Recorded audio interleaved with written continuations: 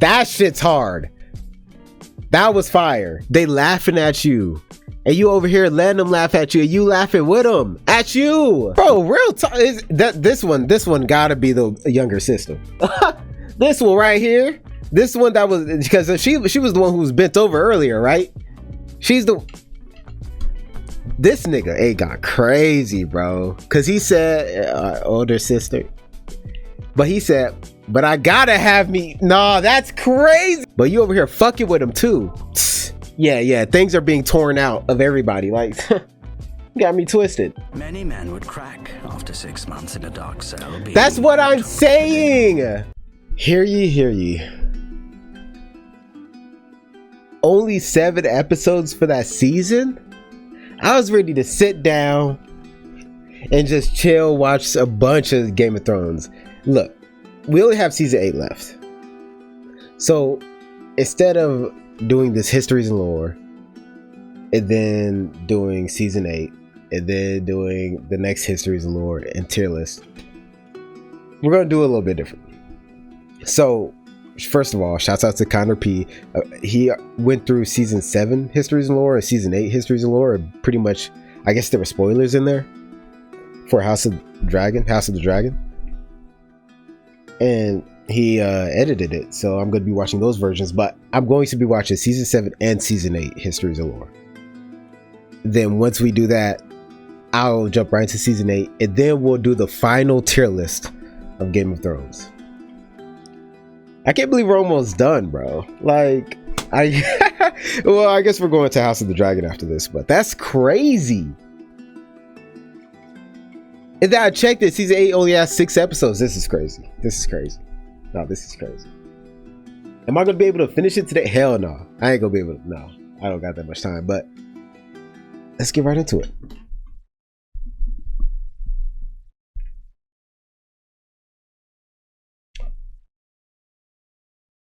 In its time, the Dragon Pit was a marvel of the world.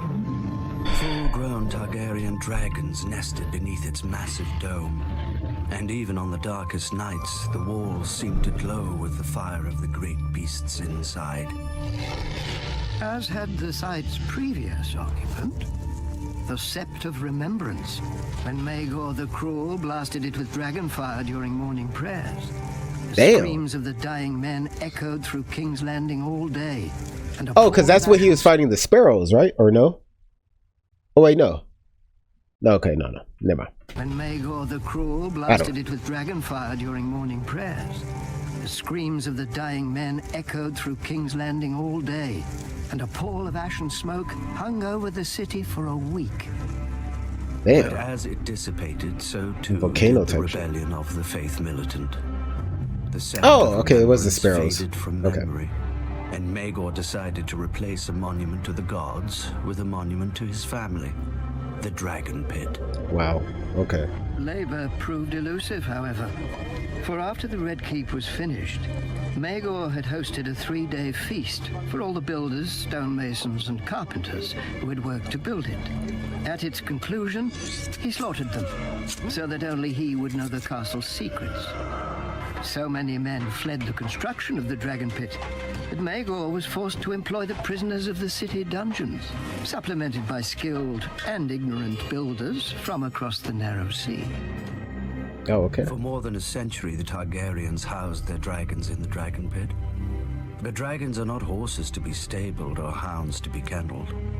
With each generation, the dragons became less massive, less swift, less long-lived. The dragons never recovered their former strength or numbers. Perhaps their line had been too broken. Or perhaps others intervened to break it further. But the last dragon their line had been Who the too fuck broken. is this? Or perhaps others intervened to break it further. What do you mean they're Swift, less long. They're lying? The dragons never recovered their former strength or numbers. Perhaps their line had been too broken. Or perhaps others intervened to break it further. Okay. The last dragon grew no larger than a cat, and its death earned Aegon, third of his name, the epithet Dragonbane. What is a dragon pit without dragons? The roof A remained pit? where it had fallen. The great bronze doors rusted Wow. and fell off their hinges. Wow. Prostitutes cavorted where fantastic creatures had once fed and Wow. slept. Then I don't know. These seem like more than prostitutes. They seem like, I don't know, ladies of the night. They look. Let me just go ahead. Oh, what did I just do? My fault. Daenerys. Now dragons once again darken the sky, but they will never darken the dragon pit again. Daenerys has learned the folly of chaining her dragons. The dragon pit is and will remain a ruin of a bygone age, when kings and queens flew high above their countrymen. Okay. I'm just saying. Hold on. Jesus. Anyway.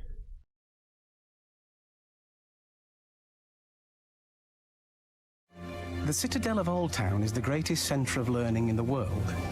Not that it has much competition, really. Most lords think of books the way they think of younger sons. Useful to have around, as long as they keep to the corners. Back when House Hightower still ruled Old Town as kings, a crippled younger son sought solace in books and those who wrote them, and became the greatest patron of learning in his day. Scholars of all sorts flocked to Old Town to debate and write and debate. After this Prince Paramore's death, his brother granted land to Paramore's pets, as the wise men were called, though now they're known as maesters. What? After this Prince Paramore's death, his brother granted land to Paramore's pets, as the wise men were called, Oh, though wow. now they're known as maesters. That's crazy. Like the Night's Watch, the Citadel accepts any boy into its halls, be he a lordling, peasant or bastard. Merit, not birth, determines advancement. Once a novice proves adept in a field, he forges a chain link that signifies his skill. Black iron is for ravenry, gold for sums and accounts, silver for healing, iron for warfare, Valyrian steel for the higher mysteries. That is so. I love that idea. I keep Nobody bringing likes it to up, say the but word in the Citadel, or explain how dragons fly or dead men walk. Once an acolyte has forged enough links to make a chain, he becomes a maester. Should wow. he continue his studies, he might rise to archmaester and be given a ring, rod, and mask forged from the appropriate metal for his chosen field. The wisest, or most ambitious, of the archmaesters might even be called to serve as a grand maester on the small council, responsible for steering the king and the realm, as well as keeping the Citadel informed of everything. And Pycelle got picked, his goofy ass. I mean, I mean, you know, I'm sure he knows a lot. Whatever. Citadel is the library, which contains tomes from all over the world on every subject imaginable, from the trivial to the essential to the restricted. If the world ended tomorrow, we could rebuild it with the knowledge contained in these books. Wow. Theoretically. Let's hope it doesn't come to that. But as every novice learns, the Citadel is more than a building, more than a library, more than the Order of Maesters. It is an idea that we may know the world. Not completely, not in any one man's lifetime, but piece by piece, with each generation building upon the knowledge of their predecessors where they can, and preserving it where they can't. And, unfortunately for us all, forgetting it when they shouldn't. Okay, that's a bar right there. That's a bar. Everything he was saying, I was like, yeah, it makes sense. I mean, that's how people are. That's how we've advanced this far. But damn, that last bar was clean. Wow. Okay. According to legend, a huntsman once tracked a lion that was terrorizing his village all the way to its den. Though armed with only a spear, the man managed to kill both the lion and its mate, but spared the cubs. This mercy so pleased the old gods that they sent a shaft of sunlight deep into the cave, gleaming off golden walls. The hunter became a miner and built a ring fort to guard his new wealth. Nobody ever asks what happened to the cops. Maybe the gods forgot about them and they starved. Maybe there never were any cops, a lions, a hunter. Doesn't matter. Someone found enough gold in that cave to buy whatever truth he wanted, along with a castle that he'd name after his new family. Casterly Rock. Thanks to that gold, Casterly Rock soon became the largest, wealthiest, and best defended castle in Westeros. An army that struggled up the main approach would still have to climb thick, high, and well-defended walls. Should they choose instead to lay siege, the sea helpfully carved a massive cave beneath the castle, which over time became a private port complete with docks, wharves, and shipyards. And so, to this day, even with all the gold in Westeros to tempt invaders, Casterly Rock has never fallen. At least, not in battle. The castle is sadly all that remains of its namesake family, the Casterlys. According to another legend, my ancestor, Lan the Clever, swindled the castle from them. The most common story is that he found a hidden cleft in the rock and snuck into the castle. At night, he whispered threats into sleeping ears. What the fuck? In the darkness, planted one brother's treasures in the room of another, and so forth. Huh. By the end of his games, the Casterlys believed a demon was haunting their home and fled. My brother prefers a different version. Lan the Clever did find a secret entrance into the rock, but used it to have his way with the Casterly maidens. Eventually, the girls gave birth to golden-haired bastards. Wow. And the Casterlys had no choice but to accept their father into the family. In gratitude, he changed the family name to honor himself, and House Lannister was born. The Casterlys used the gold of the rock to become lords. The Lannisters became kings. For thousands of years, the Kingdom of the Rock ruled the Westerlands. When the Ironborn became a nuisance... Hold up.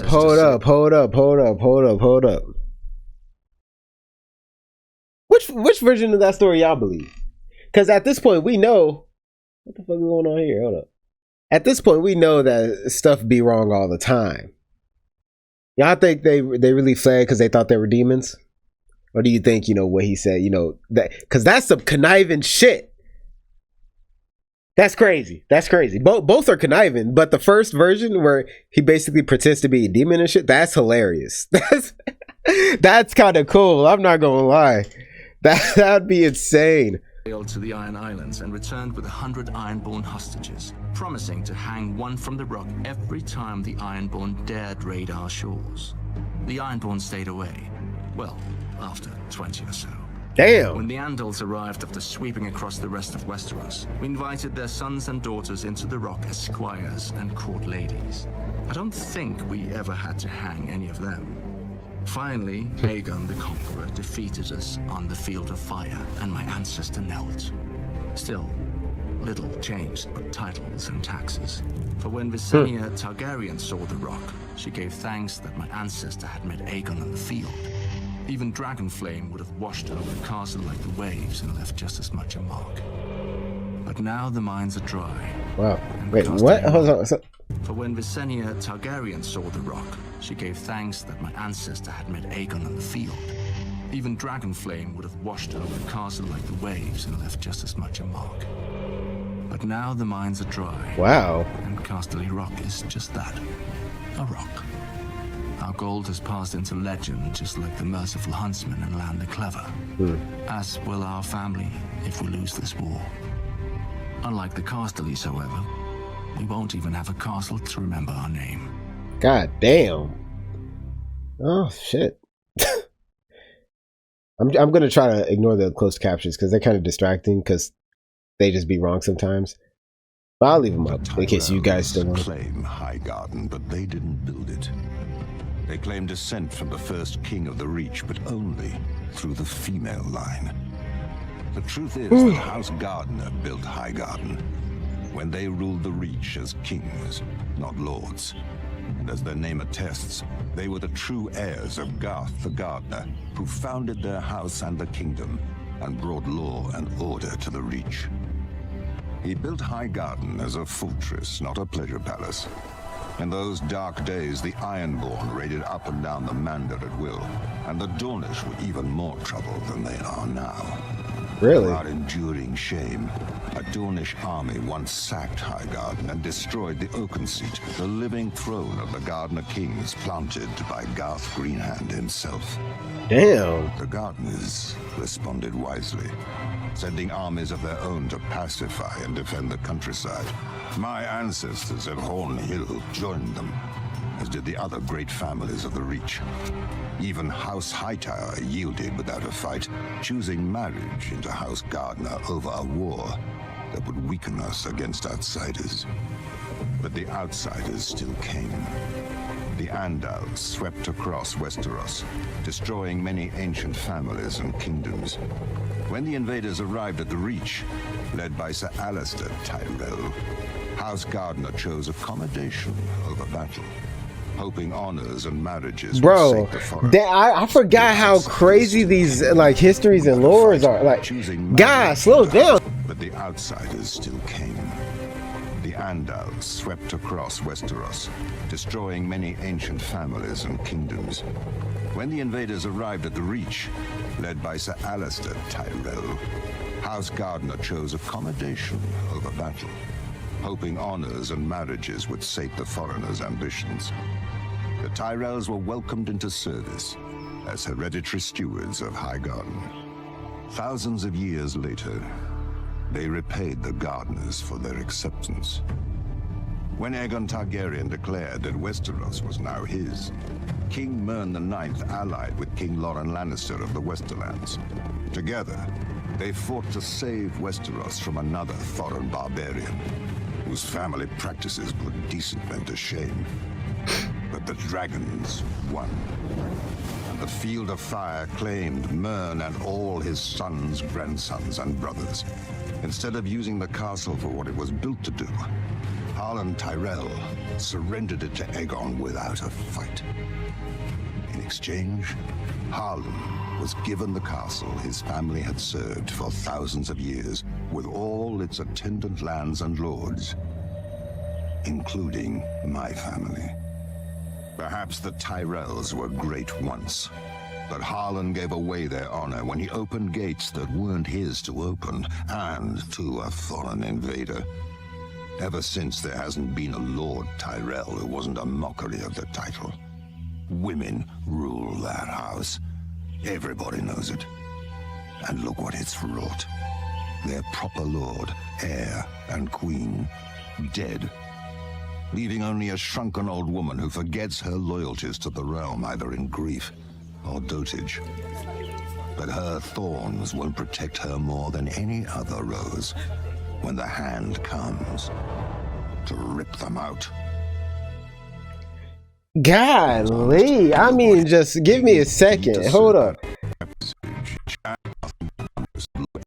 I mean, Randall, can you slow the fuck down?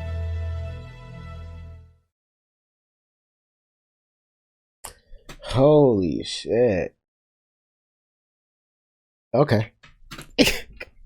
Go, Jorah, but speak slowly. The Golden Company in Essos, right? Okay, okay. I fled Westeros. I washed up where most his grace knights do. The Golden Company. The best of the Eastern Sellsword companies, for what that's worth. 20,000 battle-hardened men, horses, and even elephants, ready to kill their employers' enemies, no matter the cause, no matter the result. The Golden Company began as revenge. On his deathbed, a Targaryen king legitimized all his bastards, either to buy his way into the Seven Heavens or spite the family left behind. As everyone knew would happen, his great bastards weren't satisfied with their father's name and wanted his throne as well, under the banner of the new House Blackfyre.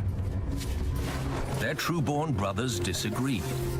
When the Blackfyres lost the Civil War, they fled to Essos to gather a new army in return for what was theirs. Okay, so they someone mentioned that the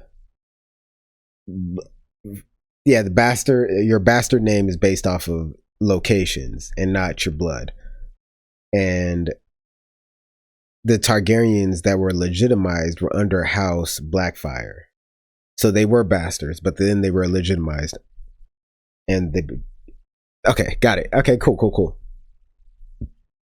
But wars cost money.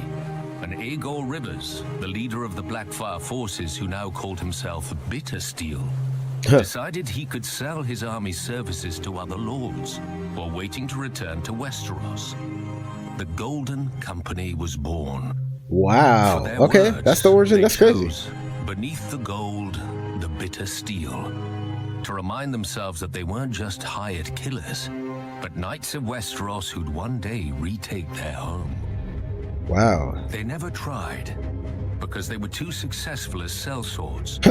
When Qohor declined to pay the new Golden Company for its services, Bitter Steel dared what even the Dothraki failed to do, and sacked the city. After filling the company's coffers, he declared that unlike all other sellswords, the Golden Company would never break a contract. So Wow. but they also don't take contracts unless the odds are heavily in their favor. Yeah, that makes sense. Cowardly, perhaps, but far from foolish. Right. Quite a few wars have ended with one side learning the Golden Company agreed to fight on the other. Though it's not just their reputation that scares off would-be enemies. For some, it only takes one look at the captain's war tent surrounded by the gilded skulls of former captains. Wow. Many splintered with the wounds that killed them. Any sellswords who'd waste that much gold must have a lot of it. And nobody pays in defeat. Could the Golden Company Oh. ever take Westeros? They get more practice fighting than the average knight, and their elephants could make a mess on a battlefield. But men who fight for gold will never fight as hard as men who fight for home. I should know. I've done one. Now I do the other. My God, that's first of all, let Jorah narrate everything. The way he speaks just slowly enough for me to keep up, and it's smooth, and it doesn't feel as biased or wish-washy as some other. I fuck with Jorah. I fuck with him. Also, the Golden Company, I was interested because when Cersei said she was planning on hiring sellswords, I'm like, how you know they gonna fight for you? The Golden Company doesn't break contracts, but how you gonna convince them to fight for you when you're on the losing side? Interesting. And gilded skulls, oh my God, they're clean. They're clean.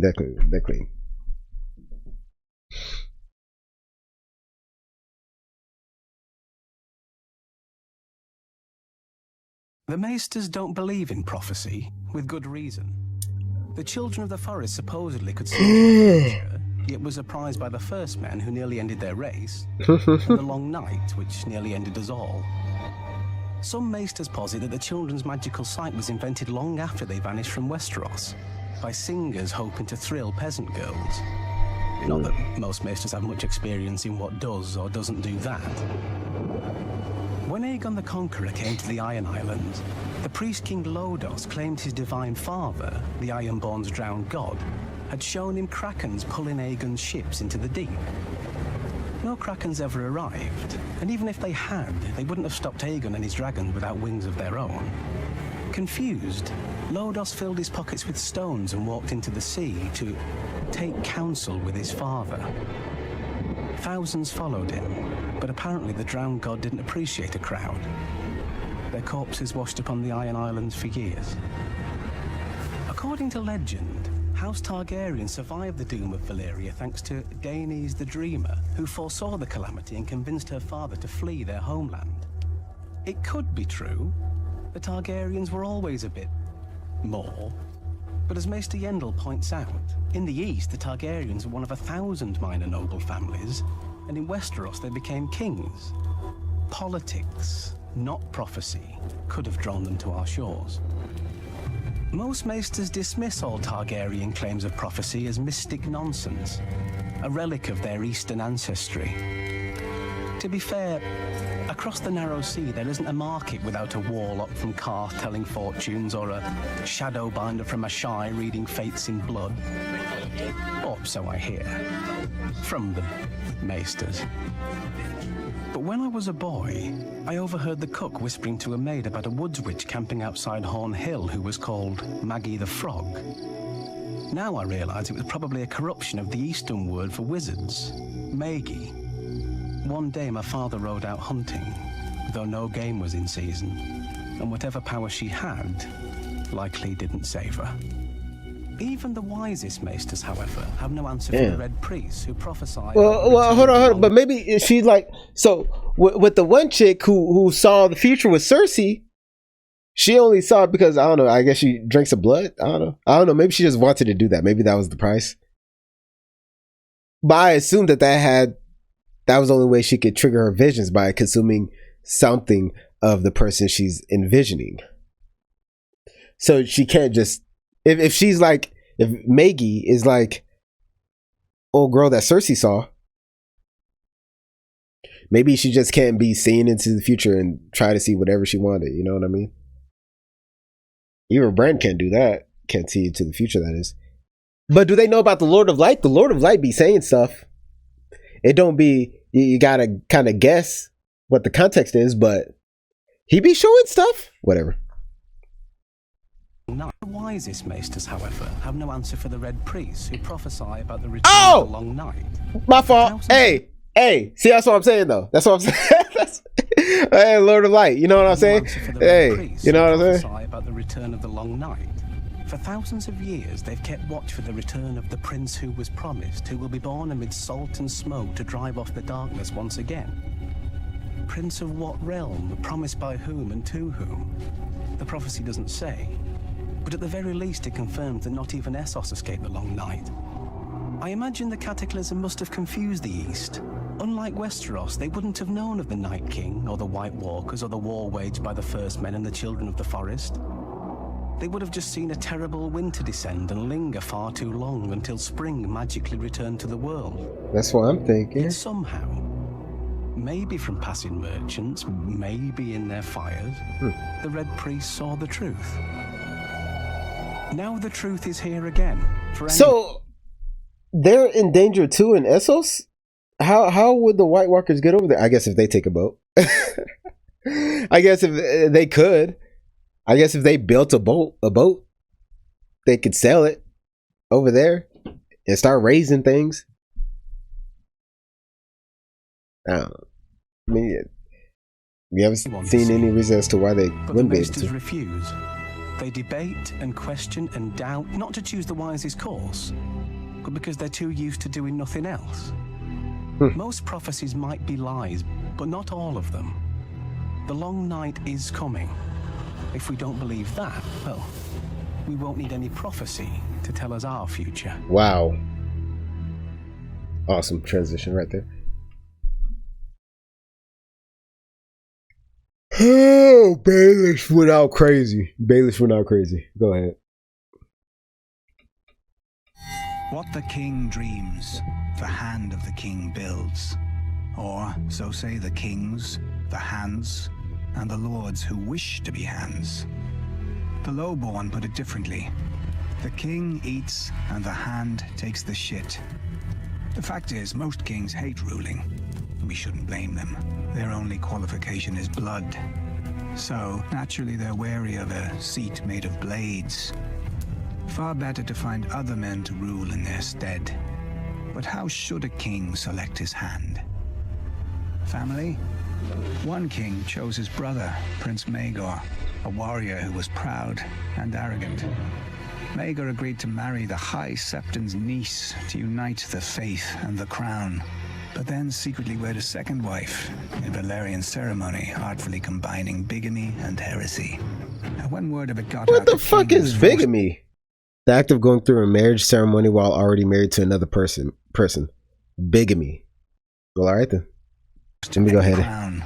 But then secretly wed a second wife in Valerian ceremony, artfully combining bigamy and heresy. And when word of it got out, the king was forced to exile Maegor and choose a Septon as his new hand. But the damage had been done. The king had trusted in family, and his brother had set off a rebellion that would claim his rule and his life.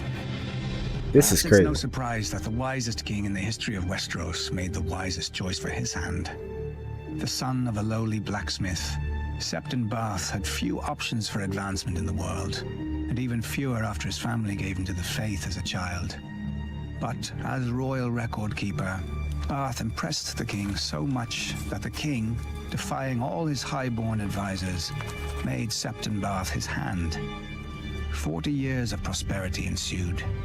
So much did Barth accomplish that many lords and commoners credited him with sorcery. No other explanation could they accept for a man without blood or skill at arms. because what Barth had was rarer than both. A sharp mind. Years later, the realm had no sharper minds than Lord Tywin Lannister, hand to King Aerys Targaryen, or, as history remembers him, the Mad King. He saw assassins and plots in every shadow, heard whispers in silence, and burned men alive. But his greatest madness by far was driving away Lord Tywin.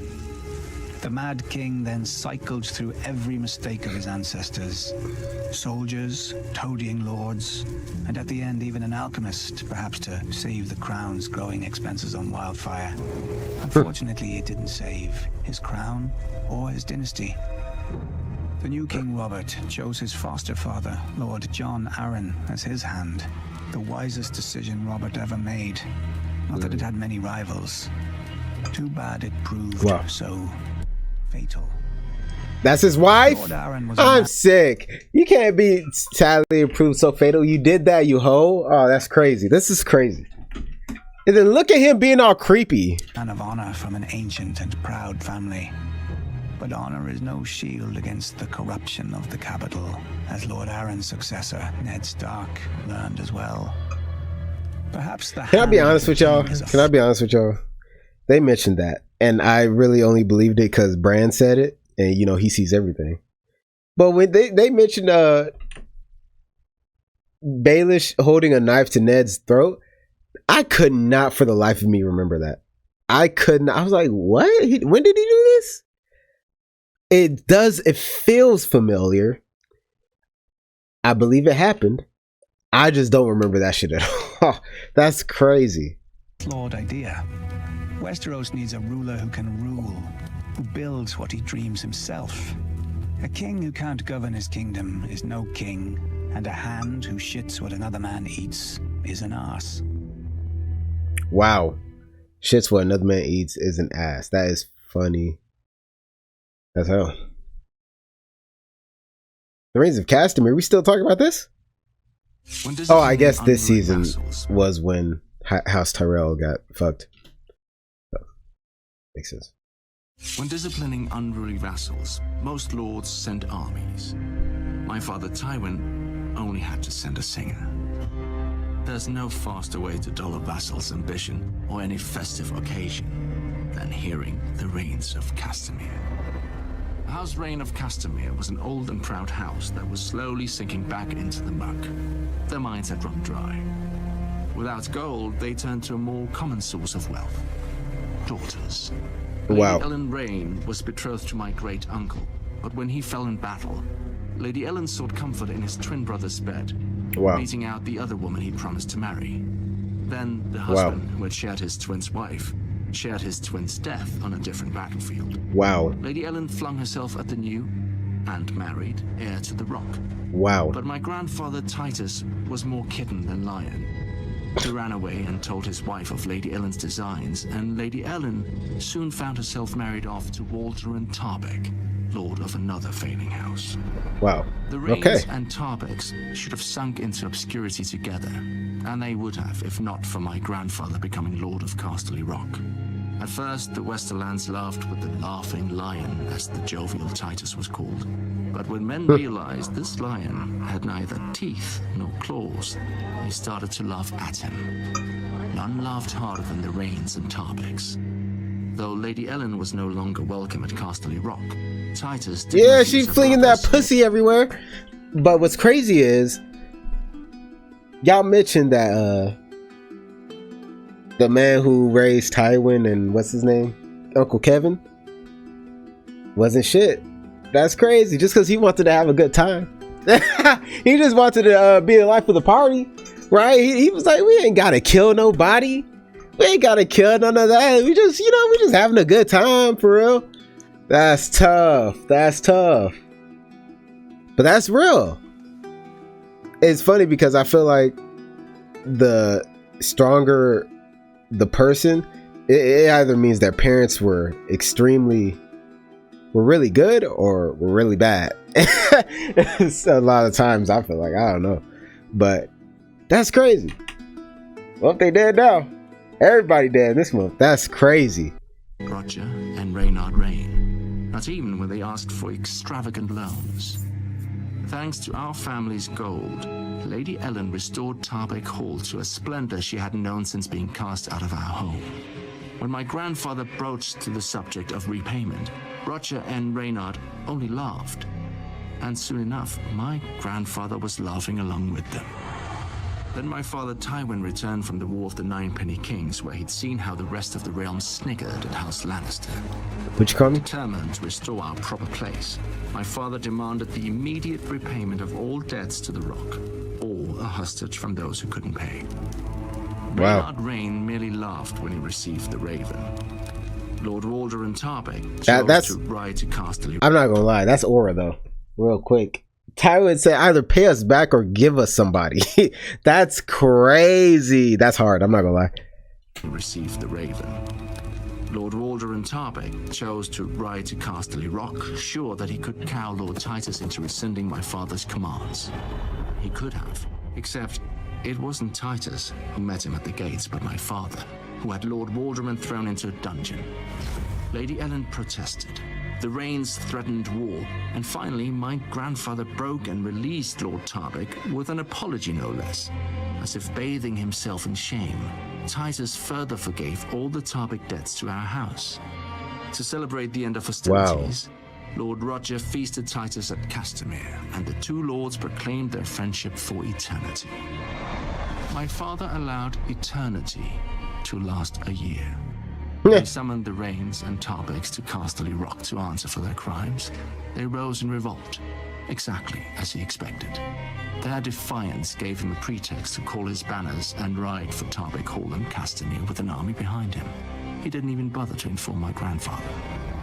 My father's army descended on Tarbeck so quickly that Lord Walderan had no time to gather his forces and rode against my father with only his household knights. Soon, his head, his sons' heads, and the heads of any man with Tarbeck blood adorned the spears of the Lannister vanguard as it marched to Tarbeck Hall. At their approach, Lady Ellen Tarbeck closed the gates and sent ravens to her brothers at Castamere. She assumed they'd have more than enough time to muster their armies and break what would be a long siege. My father had trebuchets up in a day. God down the damn. within hours. Lady Ellen and her son were crushed in its fall. When the Tarbeck forces surrendered, my father put their castle to the torch. God Roger Rain damn. arrived with his army just in time to see the flames consuming his sister's home. He charged my father's camp, hoping surprise would win out over my That's father's goofy as hell, ain't it? It didn't. With half his men dead on the field and a crossbow in his back, Lord Roger fled back to Castamere. The Lannister host arrived at Castamere 3 days later. God Like Castle damn. Rock, the seat of House Rain had begun as a mine. When the gold gave out, the mine shafts were widened into halls, galleries, and bedchambers deep beneath the earth. The Rain brothers didn't have the men to defend the castle walls and retreated into their underground stronghold. From this relative safety, they offered terms to my father to avoid a long siege. My father didn't reply. Instead, he commanded that the mines be sealed with stone and soil until there was no way in and no way out. When that was completed, it took less than a day to dam the stream beside the castle and only 2 to divert it to the nearest mine entrance. Wow. The Rains had taken more than 300 men, women, and children into the mines. A few guards reported hearing faint screams and shouts below them one night, but come dawn, the earth was silent once again. And now the rain weeps over their halls, with no one left to hear.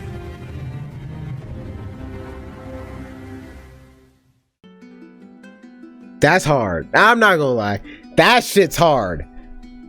That was fire. He went crazy. I'm not gonna lie. He went crazy. He went crazy. That nigga. Titus, he said, "I'm so sorry. My son locked you up. Hello. Yeah, all debts are forgiven." And yeah. That's and a pat on the back. That nigga a bitch, bro. That pisses me off. No, that would have dead ass got me hot. Cause it's like they over here making fun of you, bro. And then when you telling them they gotta pay you back, They laughing at you. And you over here letting them laugh at you. And you laughing with them. At you. I come back from war, from battle. And this is what's going on? Hell nah. And then when I finally try to do something about it, you over here releasing? Nah. That's crazy. That's crazy. And then he's like, bro, what do you have to say for your crimes? He brought him up. He said, what's up with y'all? Just pay us back. They said, nah, fuck that. Fuck that. So now they gotta fuck you. Oh, nah. Tywin said, man, fuck it. Everybody going down. If only Titus made people take him seriously, we could have avoided all this. This is what I'm saying, though. This is what I'm saying. Like, just because you a nice guy don't mean you're good. Okay? It doesn't mean you're a good guy, because you could have, if you were just a little bit rougher, maybe you could have avoided a whole lot of things. And whatever, I already talked about this there in the tier list. Let me just keep going. Viserys.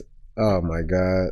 This world wasn't always so small and petty. Oh, here you go. Thousands of years Bring Jorah ago, back. while the rest of men prayed to Please. gods, the Valyrians became them. Through magic or sheer will, they mastered the greatest creatures in history. A horse grants man dominion over the land, a ship over the sea. But dragons... Is the audio supposed to be like this? And everything. And the angry sea... Okay, it goes back to them. To gods, they march dominion over the land, a ship over the sea. But dragons gave us the sky, and everything and everyone beneath it. At its height, my ancestors ruled the known world. Whatever parts we didn't weren't worth knowing. Our capital of Valyria shamed the magnificent cities of the east. For hammers and chisels were no match for dragon fire and sorcery. It was a city and an empire built to last until the end of time. She having the time of her life. 400 years ago, the doom fell on Valyria. Mountains cracked open like eggs, lakes and rivers boiled. There we go. Fountains of fire, ash and smoke spewed from the ground, so high and so hot that even dragons burned in flight. The land splintered, and the angry sea rushed in. In hours, the greatest city in history became history. But my ancestors didn't burn or drown with the rest of their race. 12 years before the Doom, despite the sneers of his rivals, Aenar Targaryen abandoned the capital with his family. Well, it's a Dragonstone, right? Legends claim that his daughter foresaw the destruction of the city in a dream. More likely, Aenar met with some mishap at court and chose exile over execution. He and House Targaryen slinked away to a dreary, remote, god-forsaken island. Forsaken no longer.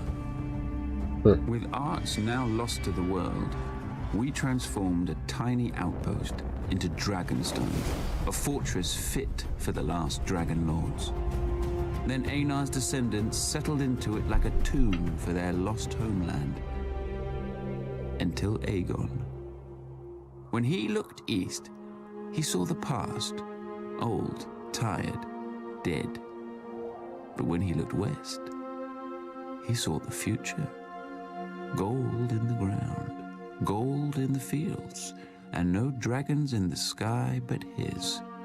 Oh my God! Hey, hey, Aegon, yo, sister wives, yo, that's flew over the great. God damn! Ostensibly visitors to a strange land, but when Aegon returned, he ordered construction of a massive table carved in the shape of Westeros, with all the notable rivers and mountains that they had seen. A personal map of the Seven Kingdoms, then ruled by 7 squabbling families. House Durrandon held the Stormlands from their seat at Storm's End, due south of Dragonstone. House Horror of the Iron Islands had also conquered and enslaved the Riverlands and ruled them from Harrenhal, a monstrous castle rising on the shore of the God's Eye. House Stark held the frozen wasteland of the north, the oldest, largest, and emptiest of the kingdoms. House Lannister held the Westerlands, the wealthiest kingdom, thanks to their gold mines. House Gardner held the Reach, the second wealthiest kingdom, thanks to their crops. God damn, this was like an Avatar the Airbender, Last Airbender intro. The mountains were impassable except through the Bloody Gate, which had never been taken.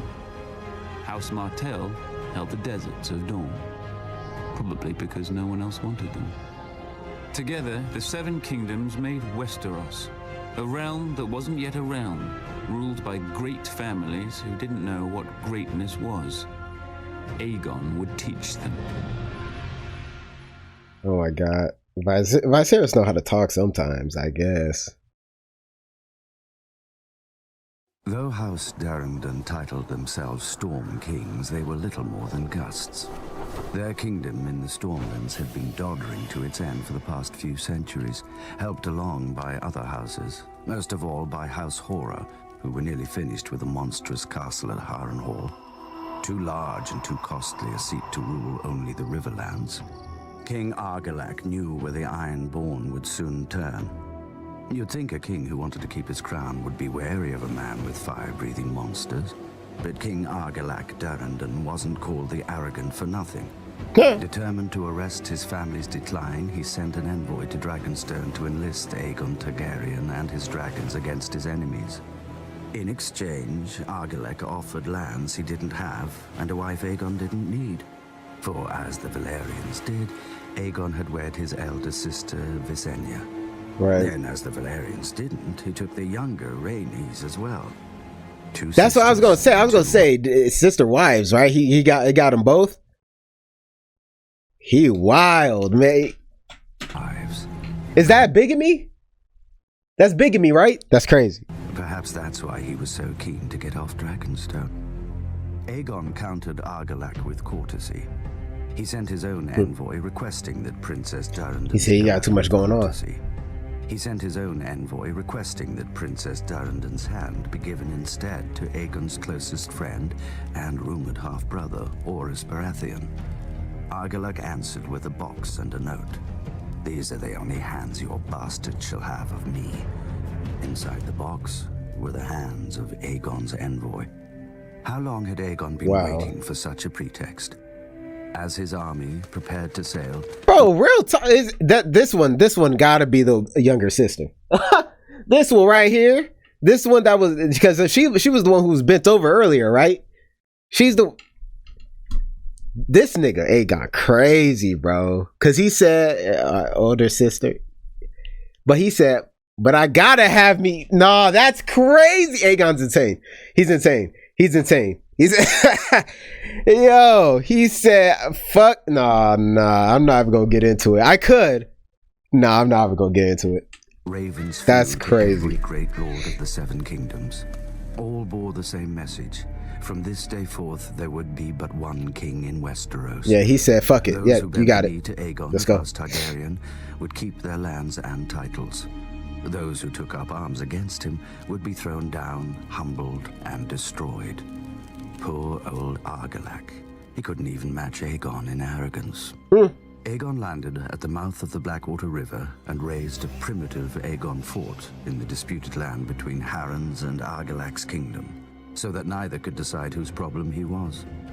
Adopting the customs of the Seven Kingdoms, Aegon unfurled his own banner with a red three-headed dragon breathing fire upon a black field. Visenya crowned him with a ruby-studded circlet of Valyrian steel, while Rhaenys hailed him as the first High King the continent had seen since the Dawn Age. Rhaenys is crazy. What's her name? Rhaenys? She's...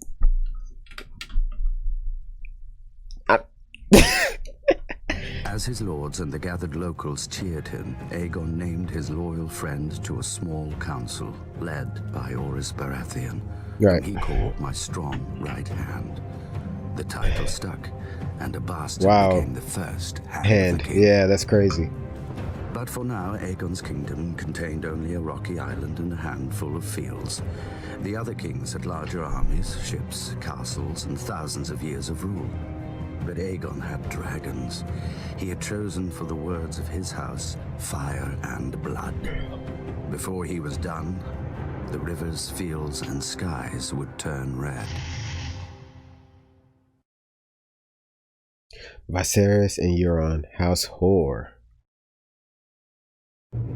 Harren of House Hoare inherited a kingdom that stretched from the Iron Islands to the Trident. Too great a kingdom to rule from a castle as shitty as Pike. For 40 years, his Ironborn plundered the Riverlands for stone, timber, and slaves to build a seat worthy of him. Legend has it that masons laid the final stone in Harrenhal on the very day that Aegon landed in Westeros. Could have been a divine omen. Could have been the masons wanted to fuck off before the dragons got there. They weren't the only ones. At Aegon's approach, Harren's river lords revolted, led by House Tully. I thought Harren noticed. Harrenhal could repel an army of 1,000,000 men. No ladder could summit its walls, and no ram could shatter them. The castle was as impregnable as an old mate's cunt. Harren shut his gates around himself, his sons, and his Ironborn, and waited for Aegon's army to drain back into the muck. When Aegon finally saw the monstrous castle, he asked for parley. Harren granted it. Valyria had been the greatest empire the world had ever seen. Harren wanted to piss on its ashes. Yield now, and you may remain as Lord of the Iron Islands. Yield now. Oh, yeah, that's fire. Viserys is playing the part of the... Hold on. Let me see how they do this. Remain as Lord of the Iron Islands. Yield now, and your sons will live to rule after you. You see my army outside your walls. You see my dragons. What is outside my walls is of no concern. Those walls are strong and thick. Dragons fly. I love how they're doing this. Like, they're playing the parts of each of their family, or, people. I miss Rhaenys already. Okay, let me go ahead. But stone doesn't burn. When the sun sets, your line shall end. Wow. Harren spat and returned to his castle. Once inside, he promised lands, riches, and Tully's daughters to whoever could bring down Aegon or his dragon. As the sun sank below the horizon, all of Harren's men patrolled the battlements, hearing wings in every gust of wind. But the moon rose and sank, and no dragon appeared. While the Ironborn were ringing the battlements, Aegon drove his dragon Balerion higher and higher in the night sky, so that even the great castle of Harrenhal looked like an anthill below them. Oh, then they that's plunged straight into the castle, well inside the guarded walls. The 5 towers of Harrenhal reached towards Aegon like a hand. Balerion opened his mouth and bathed all the fingers in flame. Harren was right. Stone doesn't burn, but men do, even when they're Ironborn. That's funny. That's crazy. You don't think his dragon's flames, if they're diving right down, the flames would have came back up into his face or something? That's what I would have been thinking about. The dragon blasted my ancestors into ash that choked the survivors when they screamed. Why he sound happy about it? Soldiers leapt from the battlements and died. They huddled against the walls and died.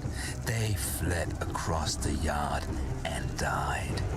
Harren and his sons took shelter inside the castle. The stone and died. But as Balerion blasted it with fire, it glowed white hot. The world's greatest castle became the world's greatest oven, baking the last of House Hoare within it. Outside the castle walls, the towers of Harrenhal glowed red against the night, and began to twist and melt like 5 huge candles, with liquid stone trickling down their sides like wax. The next morning, Aegon forged a new Riverlands. He named the rebel Edmund Tully as his Lord Paramount of the Trident, and had the other river lords swear him fealty as their new liege. For centuries, House Horror had terror. I know his dragon need a lozenge or cough drops, something. It was blowing out hot fire for how long? The Riverlands. Under House Tully, the Riverlands would at last return to peace and prosperity.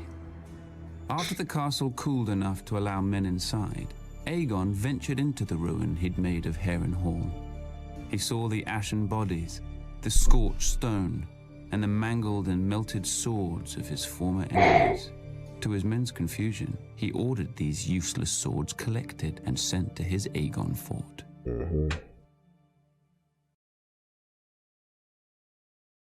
House Durrandon.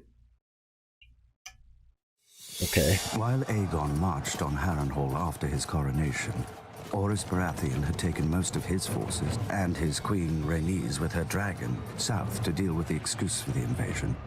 Argilac the Arrogant, king of the Stormlands. Hold on. I'm already. Forces and his queen Rhaenys with her dragon south to deal with the excuse for the invasion. Right. Argilac the Arrogant, king of the Stormlands. Argilac had his seat at Storm's End, a castle considered the most impregnable in Westeros after Harrenhal. Argilac may have been arrogant, but he wasn't stupid or a coward. His lords advised him to shut his gates and wait out the siege. But he'd heard what had happened at Harrenhal and refused to die a suckling pig cooked in his own castle. He would meet victory or defeat the same way, with sword in hand. He called his banners and marched to meet Orys Baratheon in the field. Thanks to Rhaenyra's dragon, Meraxes... I'm saying Rhaenys is crazy.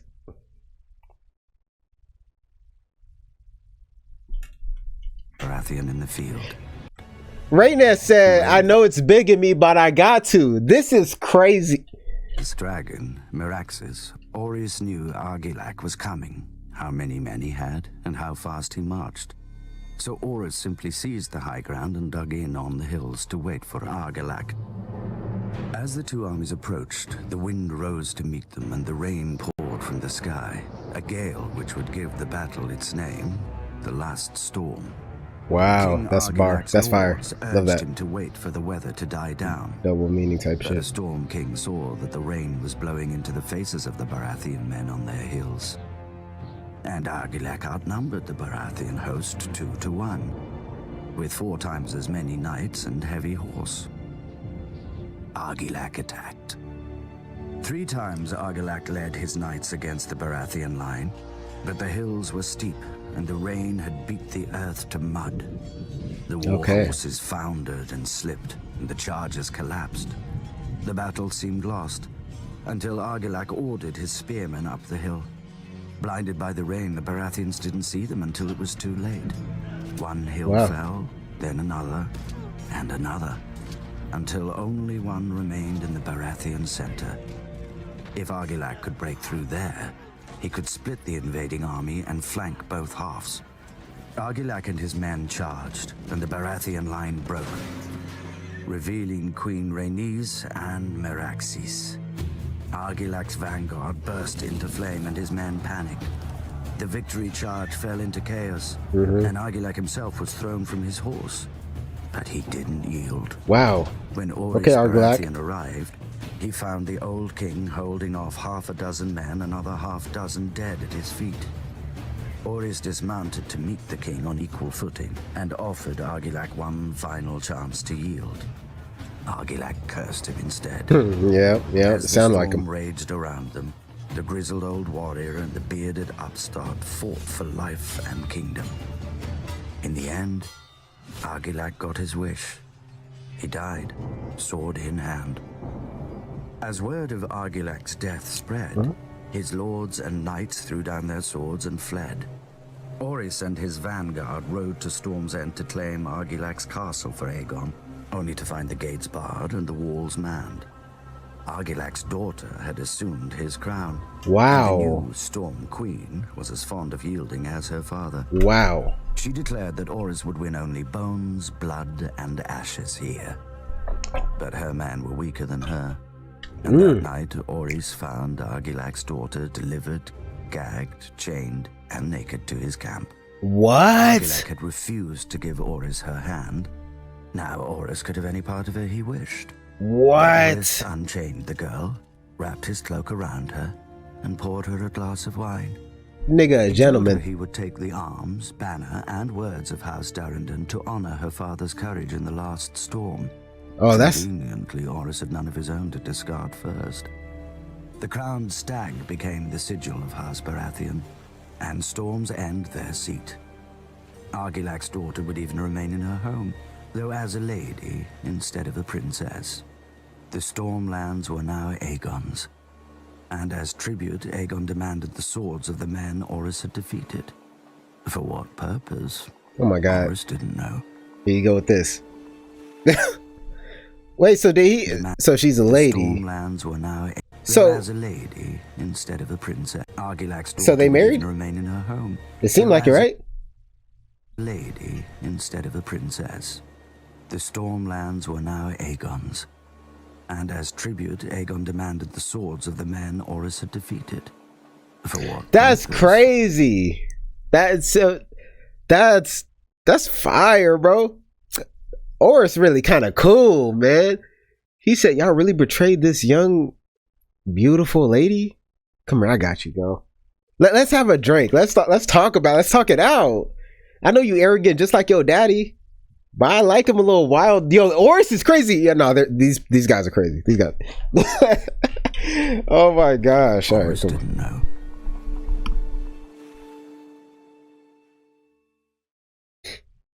House Lannister and House Gardner. Jaime Lannister. Okay.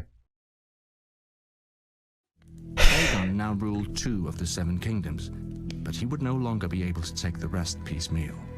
For the first time in thousands of years, the kings put aside their squabbles and joined forces against a common enemy.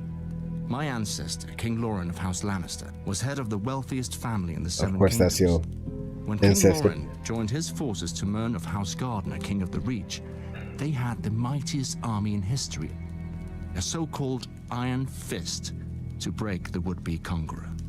But while an iron fist can smash a man's face in battle, you'd look silly hunting birds or beasts with it. And Aegon had a creature that was both. The kings had never even seen a dragon, let alone fought one. They had fought each other for thousands of years, and victory always went to the larger army. Surely, a force 5 times that of Aegon's could manage 1 dragon. But Aegon arrived with 3. Still, the Lannisters... Rhaenys, whatever her name is. Like, look at her really just chill. The older sister's insane. She's out for blood. Every time I see her, she's ready to fight something. Aegon said, man, let me stop. And Gardens hoped for victory. The battlefield they chose was a wide plain with firm ground and clear skies, perfect for archers and mounted cavalry. But neither of the kings spared a thought for why the ground was firm. There had been no rain for a fortnight, which meant all the wheat and grass on it were bone dry. Perfect for dragons. I was gonna say, like, a flat plain seems great for dragons. I feel like your archers, if you were in like more of a mountainous type of area, your archers could get some clean shots off and have some of the terrain kind of protecting them from the dragon. A flat plain against the dragon? I mean, I guess if you're hoping that your archers are enough to really take out one dragon, because they're not impervious, right? I mean, emerged victorious. When the horn blew for battle, their armies swept around Aegon's flanks, and their iron fists of mounted knights smashed through his center before the dragons could even enter the fray. But then, Aegon and his sisters took flight and unleashed their dragons not on the soldiers, but on the dry fields all around them. The iron fist unclenched and became a hand outstretched for mercy. Wow. As Aegon promised, he had none. More than 4,000 men died in the fires, and over 1,000 escaping them. Tens of thousands returned home as monsters, burned and scarred beyond recognition. House Gardner never returned at all.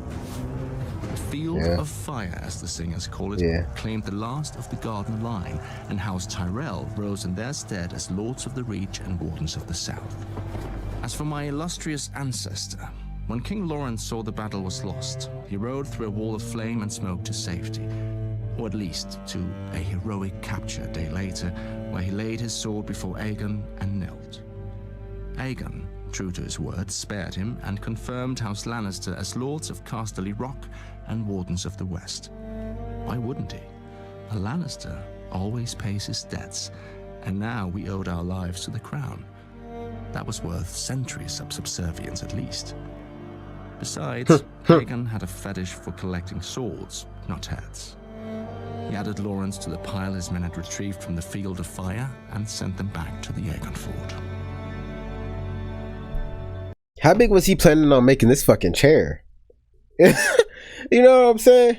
God damn. House Stark, Sansa Stark, talk about it. Talk about it. With most of the south in Aegon's hands, the best chance to throw back the Conqueror now lay with the north, if we cared enough to try. Unlike our southern rivals, the Stark Kings of Winter didn't forge the north into one kingdom for glory or gold. There is little of either here, but to survive. Alone in Westeros, the north remembered when worse than dragons lay waste to armies. Thousands of years ago, the sun set on the realms of men and the long night began. A new race emerged from the ice and snow, the White Walkers. They demanded no crown, offered no terms, spared no life, and the dead marched with them.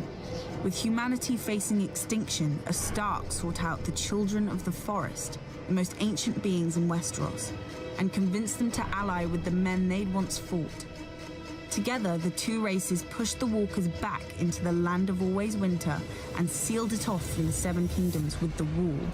300 miles of ice, stone, and earth, rising nearly 700 feet tall. To guard it, they established the Night's Watch, a brotherhood sworn to defend the living from the dead, whose vows erase both titles and crimes. After the long night, the North tried to forget it belonged to a continent. Perhaps through pride, perhaps through sheer ignorance. You never can tell with the North. But as news of Aegon's dragons spread, Torrhen Stark, the King of Winter, knew he couldn't forget Westeros any longer, and summoned his lords to Winterfell. Many fools shrugged off the threat, while the rest placed wagers on how long the South would take to burn. Torrhen silenced them with a command to assemble their armies and descend from the north in force. As the kings of the Rock and the Reach burned on the Field of Fire, the greatest northern force since the Long Night crossed the neck into the Riverlands. But when King Torrhen arrived at the Trident, he saw, on the opposing riverbank, the combined strength of all Aegon's conquered kingdoms. A force larger than Torrhen's own by half, and with 3 dragons. That night, King Torrhen called a conference of all his lords and advisors. Some wanted to fight and trust northern valor to carry the day and burn on the Trident. The wisest of them wanted to withdraw to Moat Cailin, the fortress which had thrown back every southern invasion, and burn there. One suicidal lord even wanted to ambush Aegon's camp in the dark and kill the dragons as they slept, or at the very least, their riders. It's hard to tell what would have been his fate. Burning, beheading, dismemberment, perhaps all 3. My ancestor listened to like, my back counsel, up. and in the morning crossed the Fire Trident transition. under a flag of parley. Then King Torrhen of House Stark laid his ancient crown at Aegon's feet and was named Lord of Winterfell and Warden of the North. And the king who knelt. He had no choice, and thanks to him, our soldiers returned to their homes whole and unharmed. The swords that Aegon took from them were not twisted, burnt, or mangled. Yet. Still pissed at how they hold them. House Aaron. So we just learned about all the houses. The I mean, shit, about time, huh? Of the great kingdoms left. Old and proud, House Aaron did what they always did in times of strife. They shut the bloody gate, sealing off the Vale. Then the Queen Regent Shara of House Aaron retreated with her son, the boy King Ronald, into the Eyrie, their family's impregnable fortress. From the top of their mountain, they could look down on Westeros far below, its problems hidden beneath the clouds. But one day, Queen Shara entered the outer courtyard to find her young son sitting on the knee of Visenya Targaryen and ogling her dragon Vhagar beside her. Just as he'd asked for another cake at dinner, little King Ronald asked his mother if he could go flying on the nice lady's dragon. Visenya smiled at Shara. So, Shara imagined, did Vhagar. Remembering her manners, Shara asked if she could have Visenya brought some wine or food. She must be tired after such a long flight. But Visenya demurred. Bored with his mother's pleasantries, Ronald demanded an answer. Demurred. Reserved, modest, shy. Okay. Tired after such a long flight. But Visenya demurred. Bored with his mother's pleasantries, Ronald demanded an answer. Poor boy.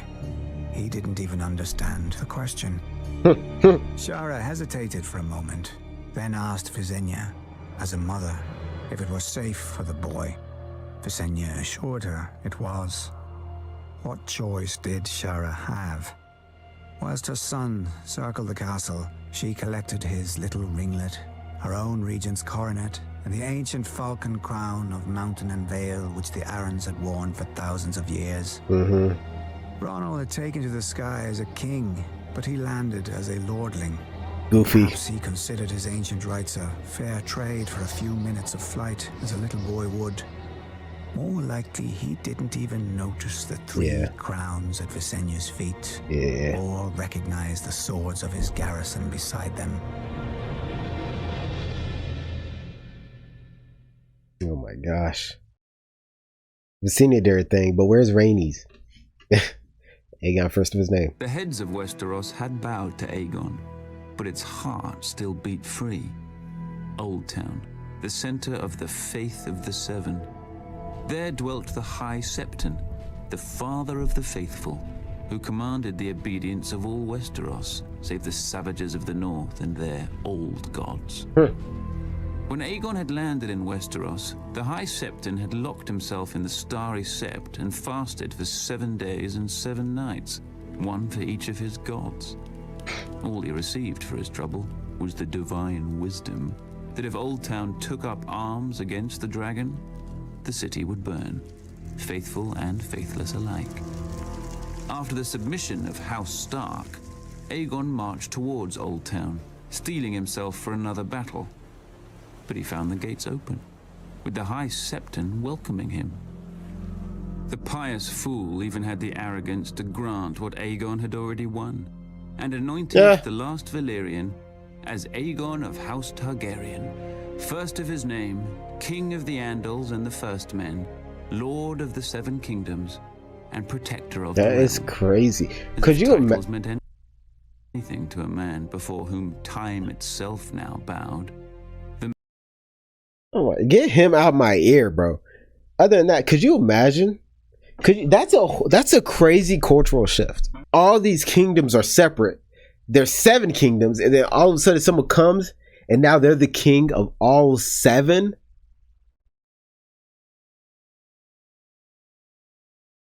Crazy. The Maesters would hence divide all history into before and after conquest. Most expected Aegon to stay and make Old Town his seat. But soon after his coronation, Aegon returned to the mouth of the Blackwater River, where he had first set foot on Westeros. A small town had since sprouted around his primitive fort. To honor their new master, the locals dubbed it King's Landing. Nah, it looked more fit for a hedge knight. I didn't even think of that. King's Landing. That's such a fire name. Oh my gosh. Dubbed it King's Landing. That's crazy. That's crazy. Knight, with wooden palisades, muddy streets, and piles of mangled swords carted in from every corner of the conquest. But when Aegon made it his court, wood became stone. Black mud was buried beneath a red keep, and the collected swords of Aegon's foes were blasted by dragonfire and became a seat fit for the conqueror and the greatest dynasty this world has ever known. House Targaryen, my family, my throne.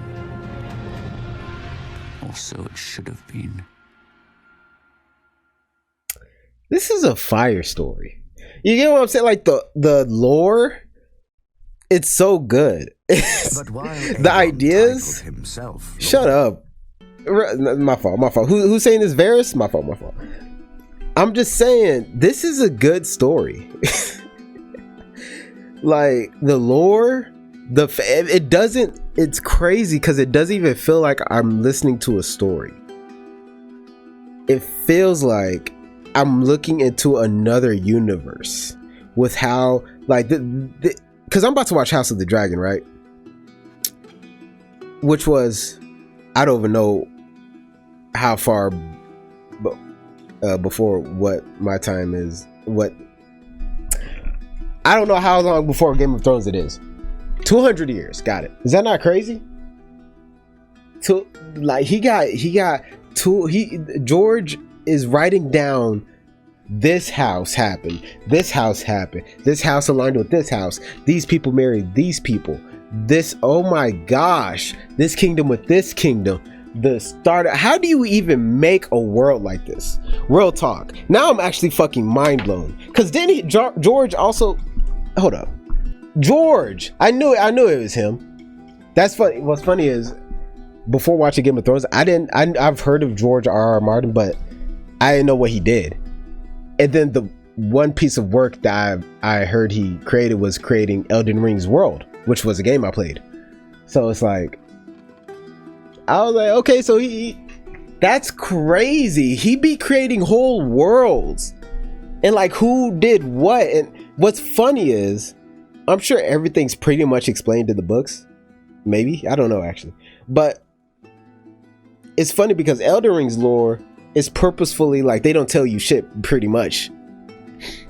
You just gotta guess it. But it's crazy that his mind is able to create worlds and think about families. Like, you could sit me down and tell me, hey, go ahead and create your own world, whatever you want. I'd be like, bro, what? He's on a different level, is he not? That's crazy. I couldn't imagine. You just keep going. Like, how do you come up with the ending and then you work backwards, or do you just start with you work through certain things? Do you want to hit certain points, or are you just however you want, just adding stuff? How far back do you pull from? Oh, this is crazy. Anyways. But while Aegon titled himself Lord of the Seven Kingdoms, in reality he held only 6. The 7th, Dawn, had never knelt. Visenya had flown into the Vale and returned with its crown. Mimicking her sister, Rhaenys had flown over the enemy force holding the passes into Dawn and landed in the castle of its ruling lady, Princess Meria of House Martell. Meria was 80 years old, fat, bald, and blind. Behind her back, many sniggered at her as the yellow toad of Dawn. Wow, that's beautiful crazy. Rhaenys probably thought as much when they met. She demanded Princess Meria kneel to her brother Aegon, though she allowed that on account of Meria's age and health, a simple vow of submission would do. But the princess told the queen that the Targaryens weren't wanted in Dawn, and no Martell would ever bow, bend, or break, no matter how badly they burned.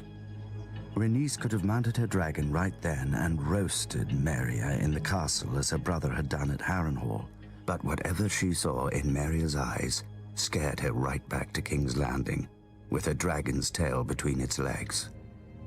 After Aegon's coronation, Rhaenys returned to Dawn with Aegon and Visenya, and their dragons. But no armies met them in the field, and no lords defied them in their castles. As the dragons approached, Dawn simply emptied. House Martell had learned from Harrenhal and the Field of Fire. The dragons were unbeatable in battle, but wars were more than battles. Unopposed, Aegon claimed Dawn for his own, but as soon as he returned to King's Landing, his castellans were hurled off towers, and his royal garrison vanished in the desert, never to be seen again. except perhaps when the winds change and the sands cough up old bones and armor.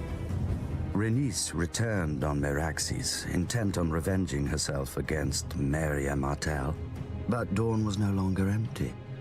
The Dornish kept Maria's promise and fought even while burning under dragon flame. Damn. And they won. That's One day a bolt pierced the eye of Meraxes and knocked the dragon out of the sky. House Martell remained unbroken. No, wait, did I know that they got beat? That they actually took out a dragon, I mean? And they took Rhaenys with them? Oh, or with the dragon? No, not Rhaenys. I'm pissed. You're telling... Nah, bro. Oh. Meraxes and knocked the dragon out of the sky. House Martell remained unbroken. Unlike the unfortunate Rhaenys, in their wrath, Aegon and Visenya set flame to every castle and city but Sunspear, trying to turn the people against House Martell. But the Dornish stayed loyal, and when Aegon returned to King's Landing, he found assassins waiting for him in the streets of his own capital. Wow. If not for Visenya, the Conqueror would not have enjoyed his conquest for very long. From there, bro, Visenya be ready for a fight, I'm saying. Even Aegon was ready, like, what's going on? Visenya was right there like, I've been missing blood. Like, what? Visenya, a manimal.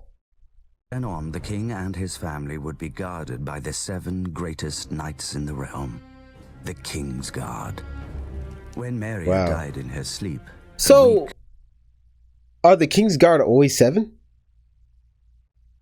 I assumed you could pretty much have as many King's Guard as you want. That was my assumption. But you can only have 7? Is it 7 from the 7 kingdoms or realms or whatever? But whatever. Tired son sued for peace. But old Maria had exhausted Aegon as well, and he granted the request. The Targaryens still wanted Dawn, and eventually they would have it, but not at the point of a sword. They would buy it the same way great lords buy anything, with a daughter. That's crazy. That's just a crazy sentence. Viserys, Jaime, Sansa, Varys, the last dragons. After the conquest, when men looked up, they saw dragons. Nobles learned to keep their eyes down, but the gods weren't used to sharing the heavens. When Aegon died, the High Septon led the Faith and its army in revolt, claiming that the Valyrian tradition of wedding brother to sister was an abomination in the eyes of the Seven, though no one could explain where the divine mother and father had come from. My ancestor Maegor the Wise, or Maegor the Cruel as men slander him, put a bounty on the head of every militant priest, and miraculously, the faith soon returned to the sects. With Dawn in the fold and the faith put in its place, none in Westeros were left to oppose my family.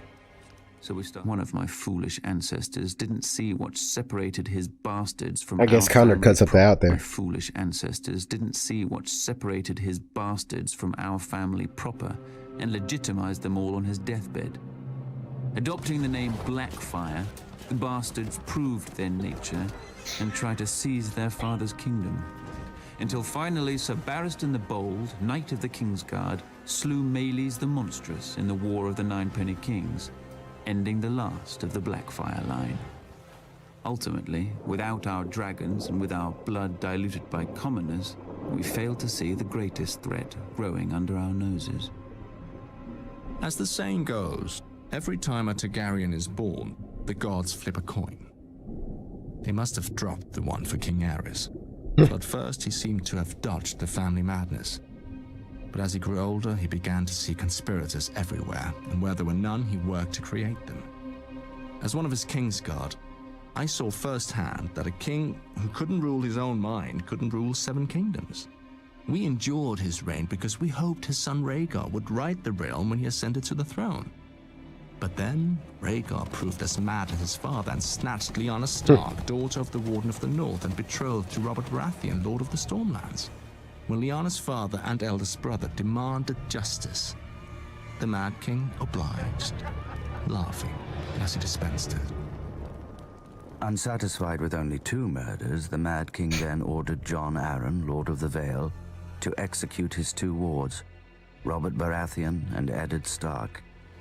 Instead, Jon Arryn raised the Vale in revolt, Ned Stark slipped past royalist sentries and raised the north, and Robert won 3 battles in a single day to unite the Stormlands behind him, so clean. Only to be defeated by a royalist army and forced to flee, leaving his home of Storm's End besieged.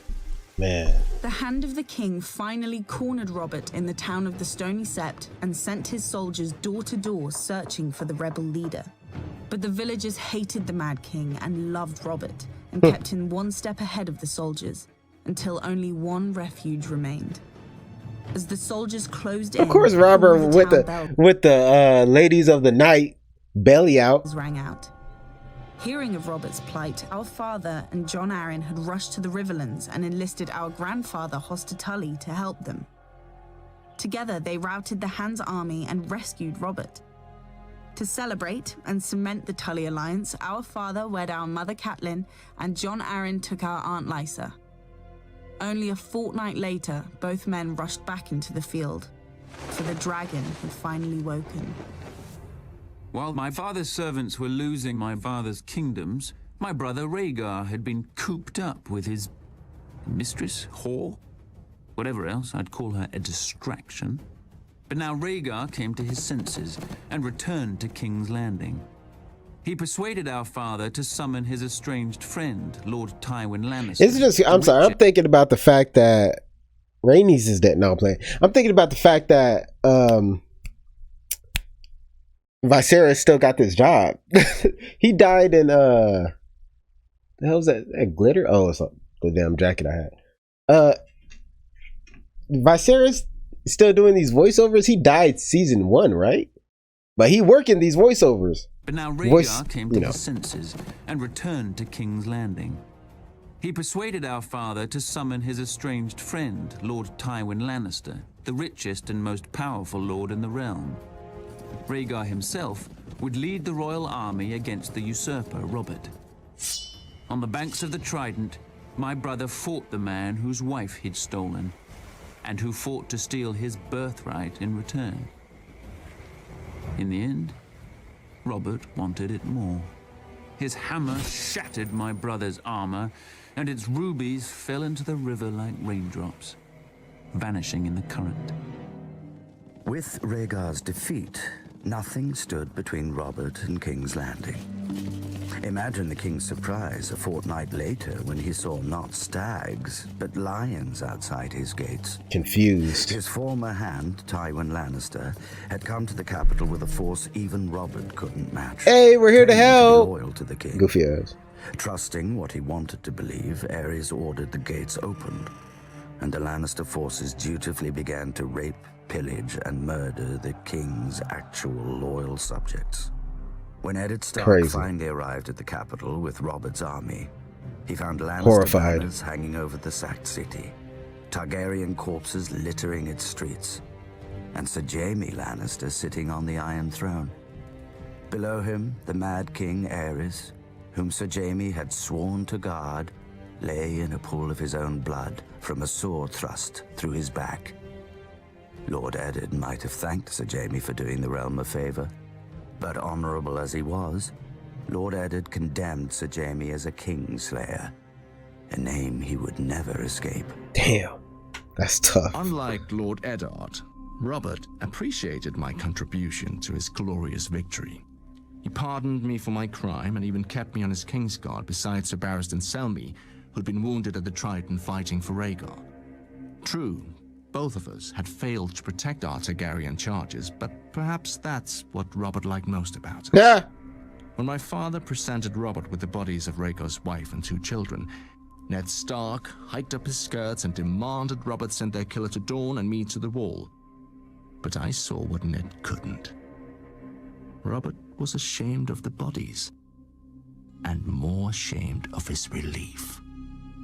He knew that Rhaegar's heirs had to die, or his throne would never be safe. But glorious heroes didn't kill children.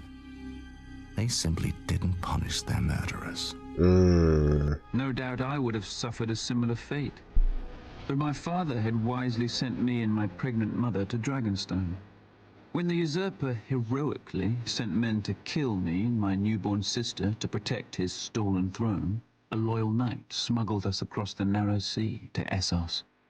And so the last dragons of Valyria, heirs to the greatest dynasty from the greatest civilization this world has ever known, slept in sewers and foraged for scraps in alleyways, one step ahead of the usurper's knives, and one step behind the whispers of his spy master Varys.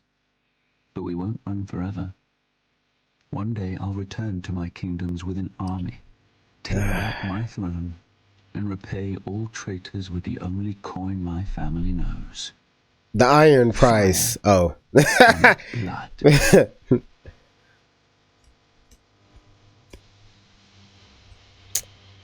The end. Oh my gosh. That was a lot. My back hurt. My back hurt. Now I gotta do season 8.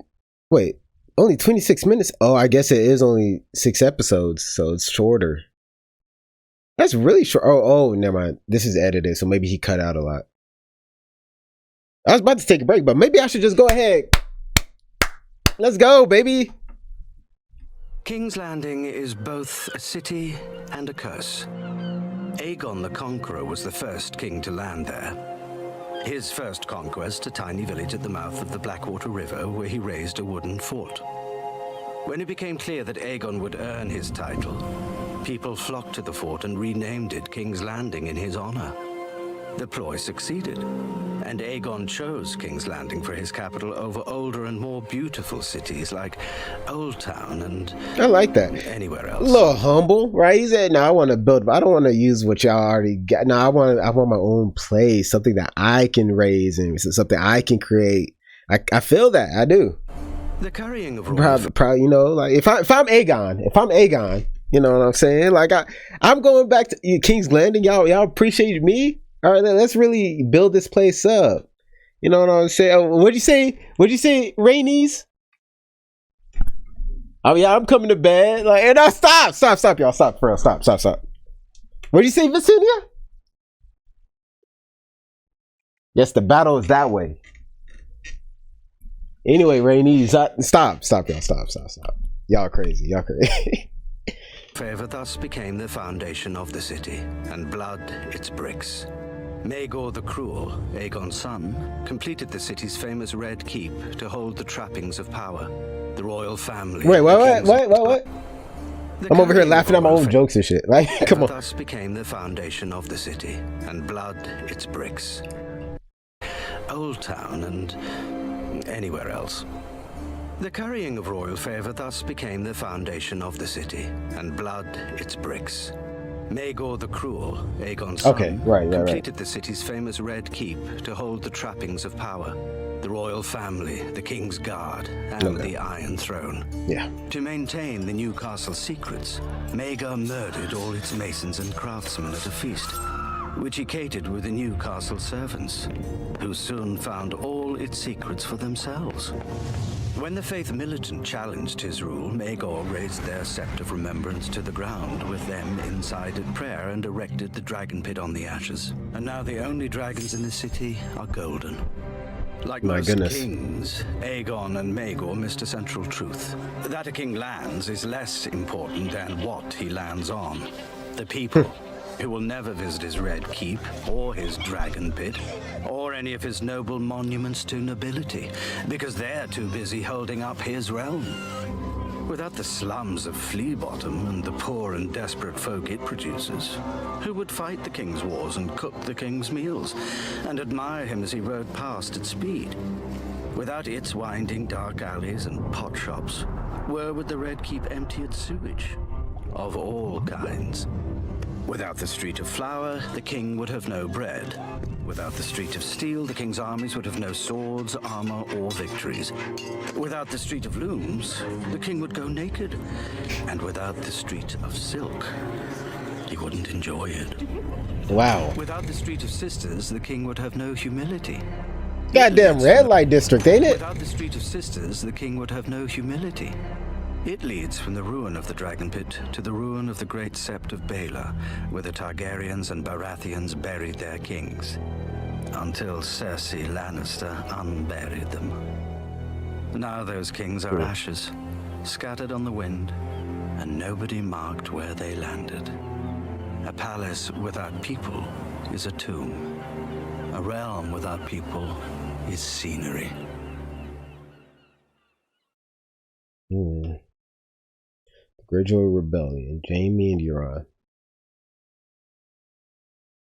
Let's talk about it. Hard to recruit okay, this is an art style. Goddamn Billy and Mandy in this motherfucker. Billy and Mandy is actually a crazy throwback.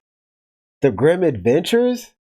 I remember that should be in a classic. I gotta react to that one day. I don't remember the episodes, obviously. Not really. I just remember my nigga Erwin. That was his name, right? Anyway. The Mad King.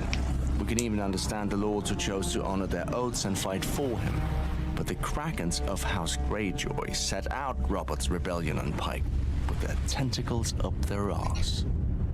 My father wow. was old. That sounds freaky as hell. People do best. Well, second best. He would have sat and sitting is what tentacles up their arse. My father Quellen was old, and sitting is what old people do best. Well, second best. He would have sat out the whole war, if not for my brother and me.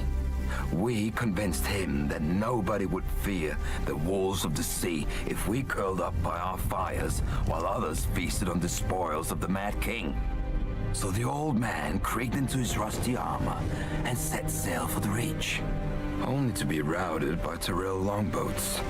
When my father sadly fell in battle, my older brother Balon beat a tactical retreat to his own inheritance as the new lord of the Iron Islands.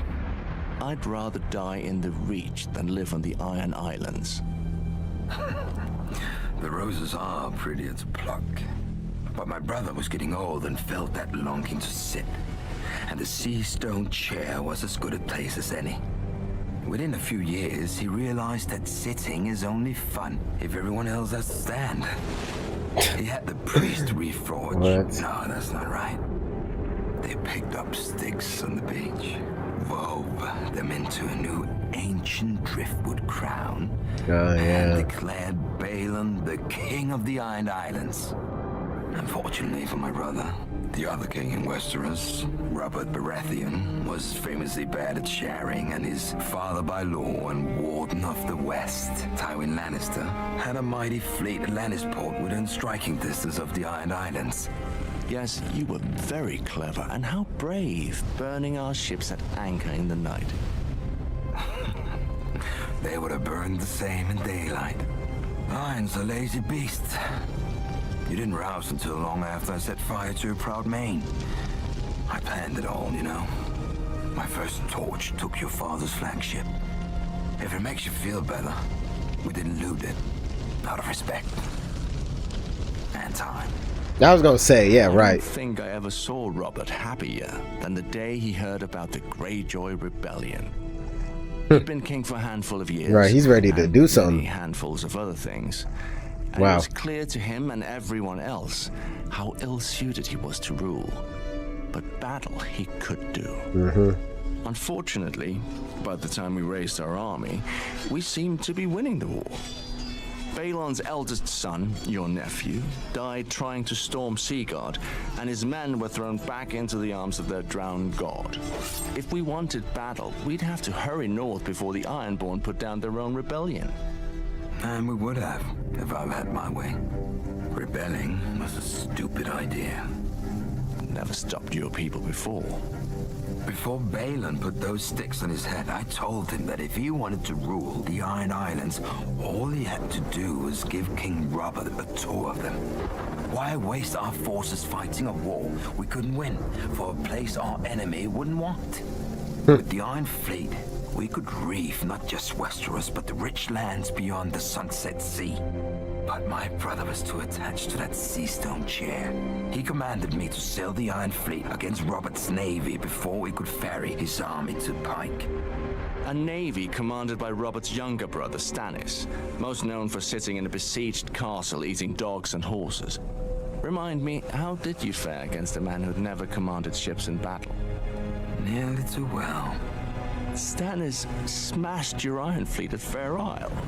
After I sailed it into a strait where our numbers and the size of our ships would work against us. It took some doing to convince my men to rush into such an obvious trap.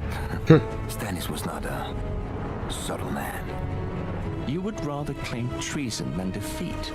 Victory would have only delayed it. We couldn't hold off Robert's forces forever. But we could waste enough Ironborn that we wouldn't even fill our own islands after the war. I made sure the silence escaped. That was enough for me.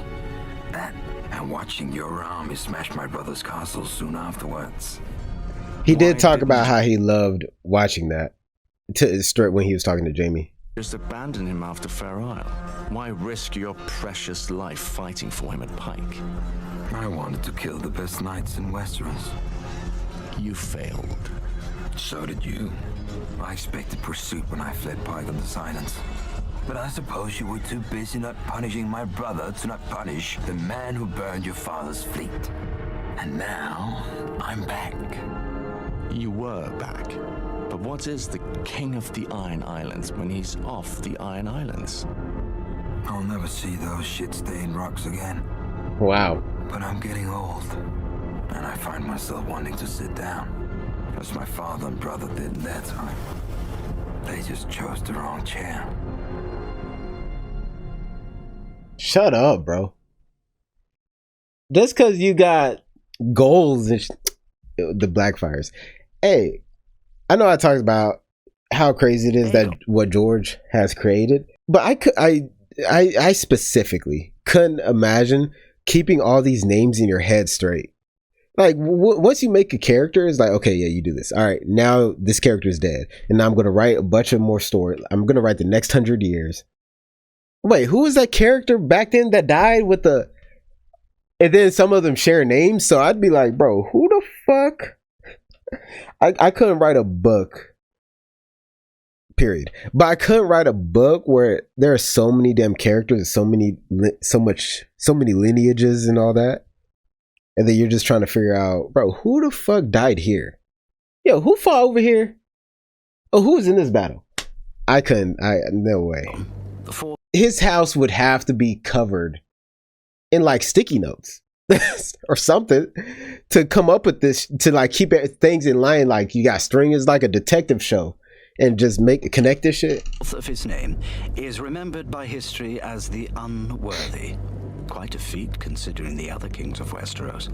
But even in a family not known for equanimity, Aegon stands out. Even in a family not known for equanimity.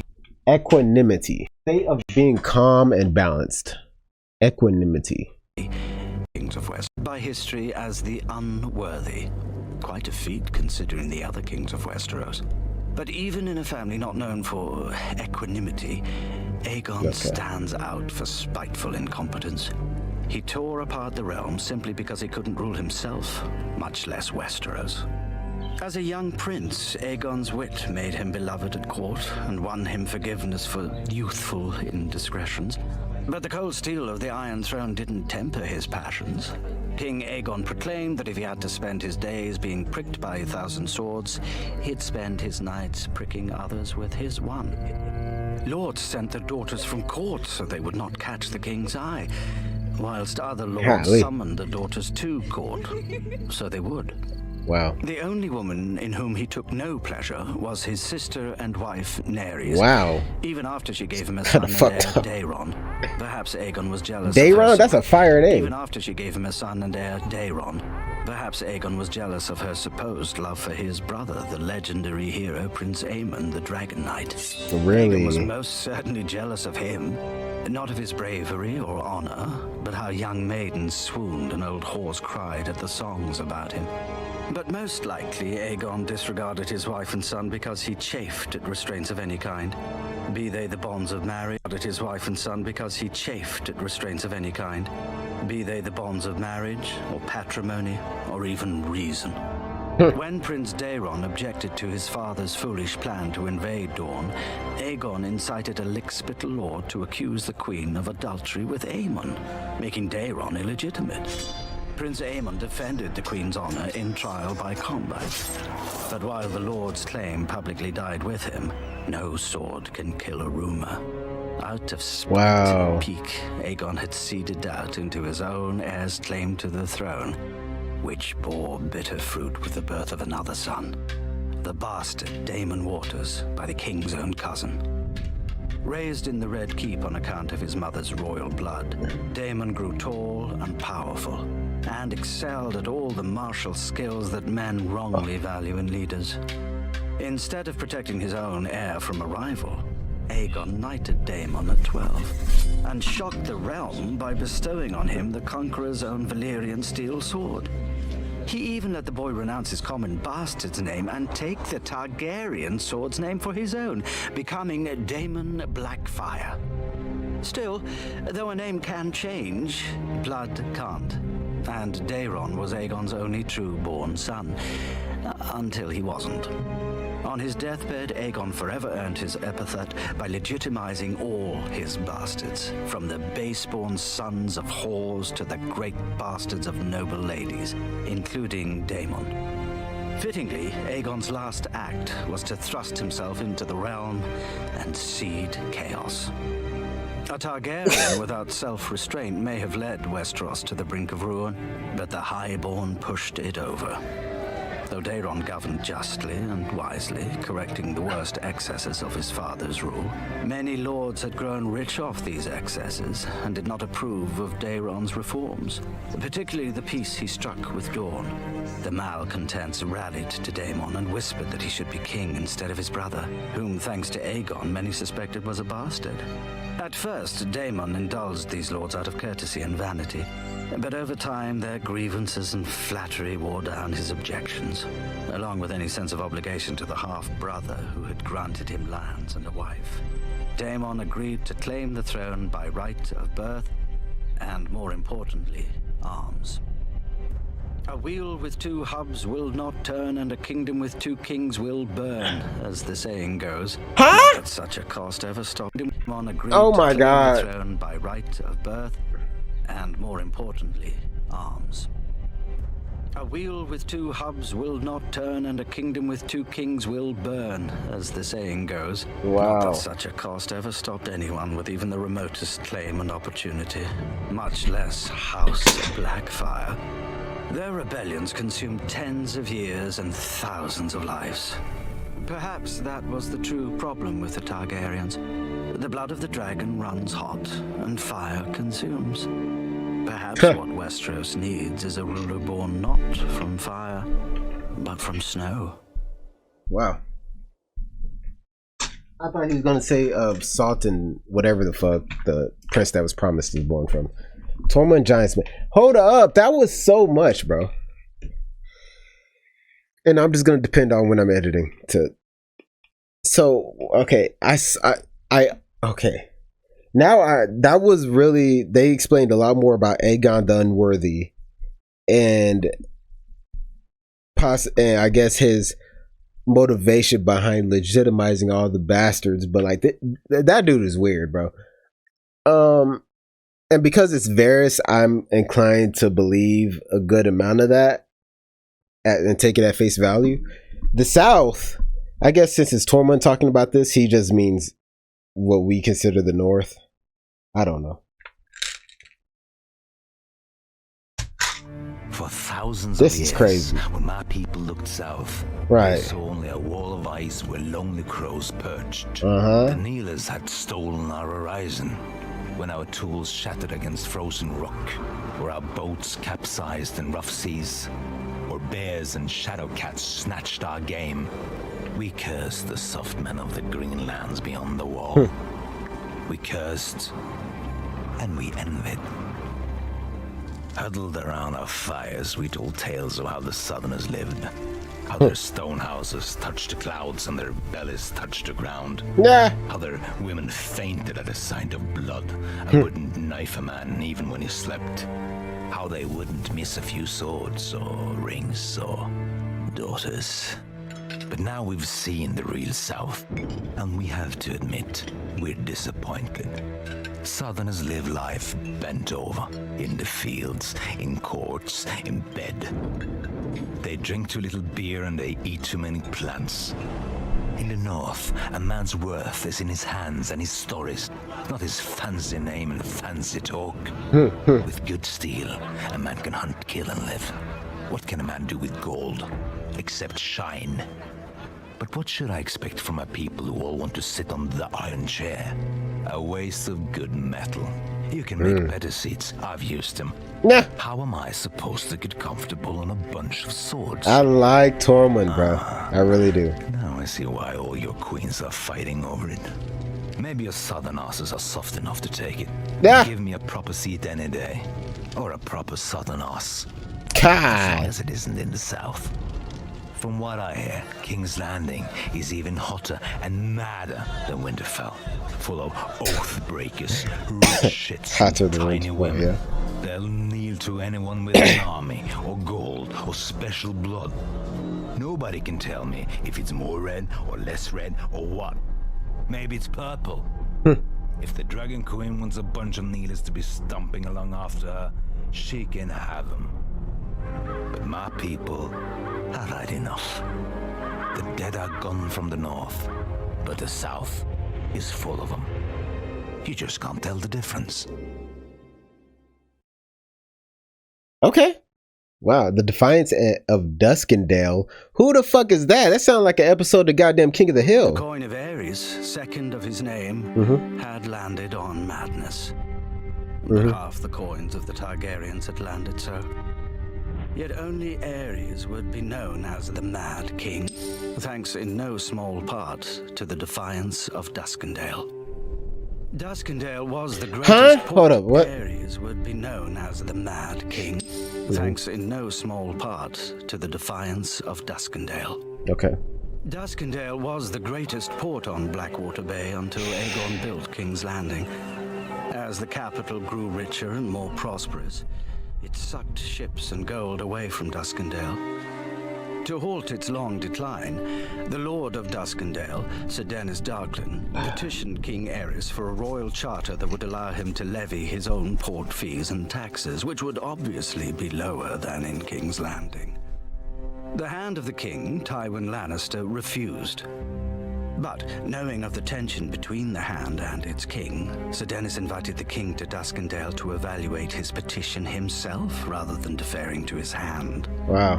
When Tywin admonished the king to refuse, as any sensible advisor would, a petulant and bristling Aerys instead accepted, traveling to Duskendale with a small retinue and only one of his Kingsguard. As soon as Aerys stepped within the city, Sir Dennis seized him, killing the Kingsguard and the few others who dared defend their king.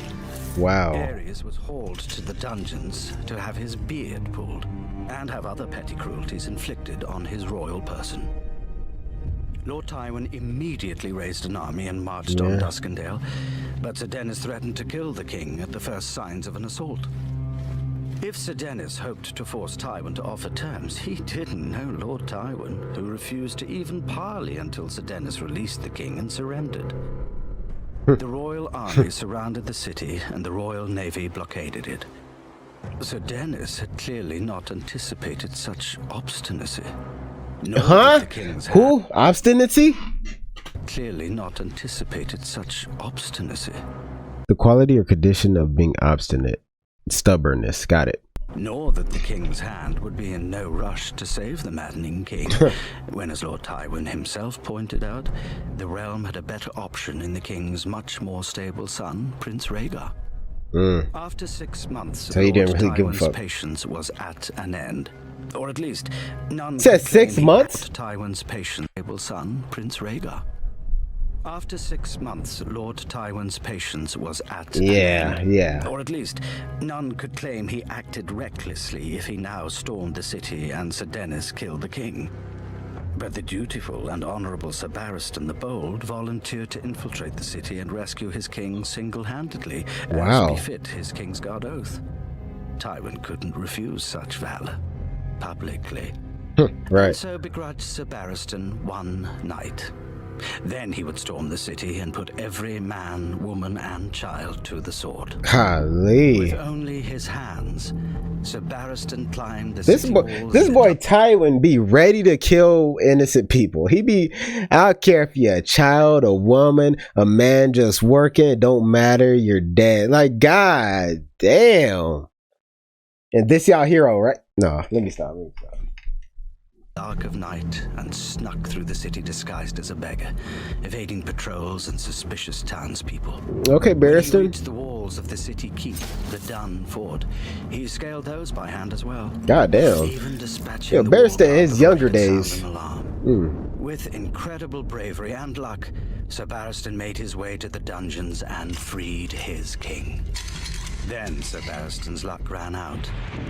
A cry went up through the castle. Someone had discovered the king was gone. Oh my gosh. With horns and trumpets blaring an alarm, Sir Barristan cut their way to the stables, avenging his slain Kingsguard brother, but taking an arrow to his chest.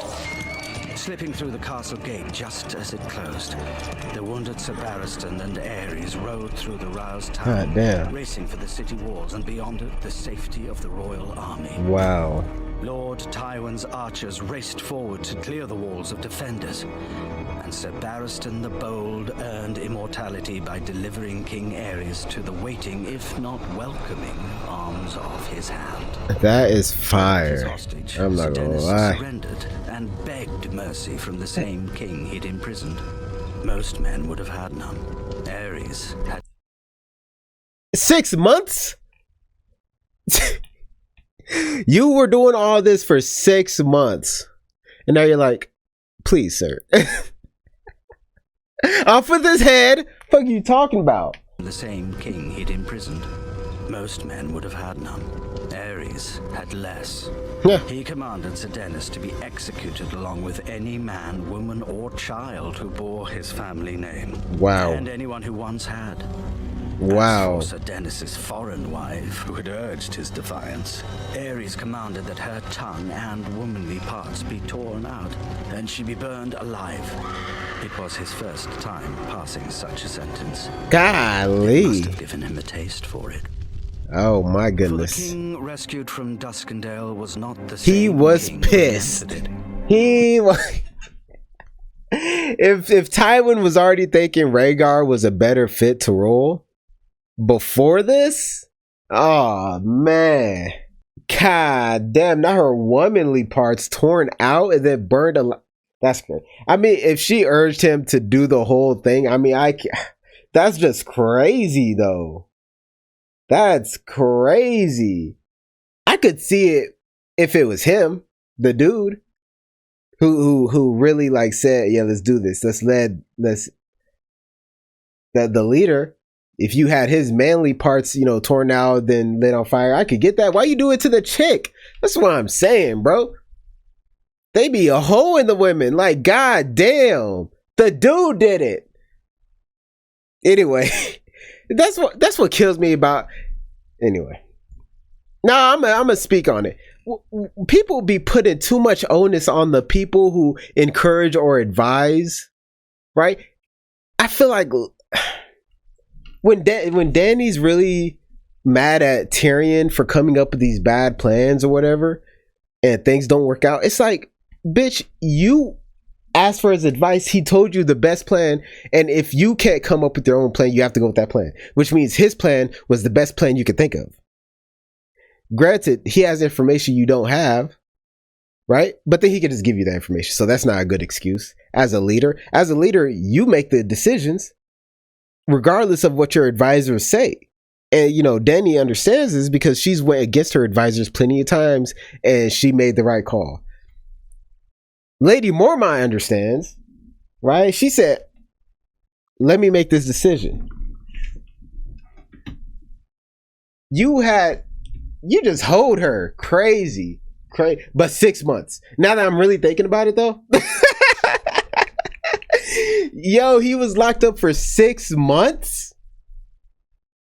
I would have had everybody's parts ripped out. I'm not gonna lie about it. 6 months? And you, like, it's one thing, right, to hold the king hostage. It's one thing to hold the king hostage just to try to get what you want. That's one thing. It's insane, but that's one thing. But he said that they were like inflicting, you know, not, I don't know if they said horrors, but they were pulling his beard. I don't know if that's a code word for something or if they were literally just pulling bro's beard. But they were pulling his beard, just fucking with him, torturing him. And you can assume they did that continuously for the 6 months. Why would you do that though? Like, you already in a bad position. Now you got him chained up. Like, put him in the room, sure. Have him confined, okay. But you over here fucking with him too. Yeah, things are being torn out of everybody. Like, got me twisted. Nah, I wouldn't have the heart to do. Anyone who was involved, yeah.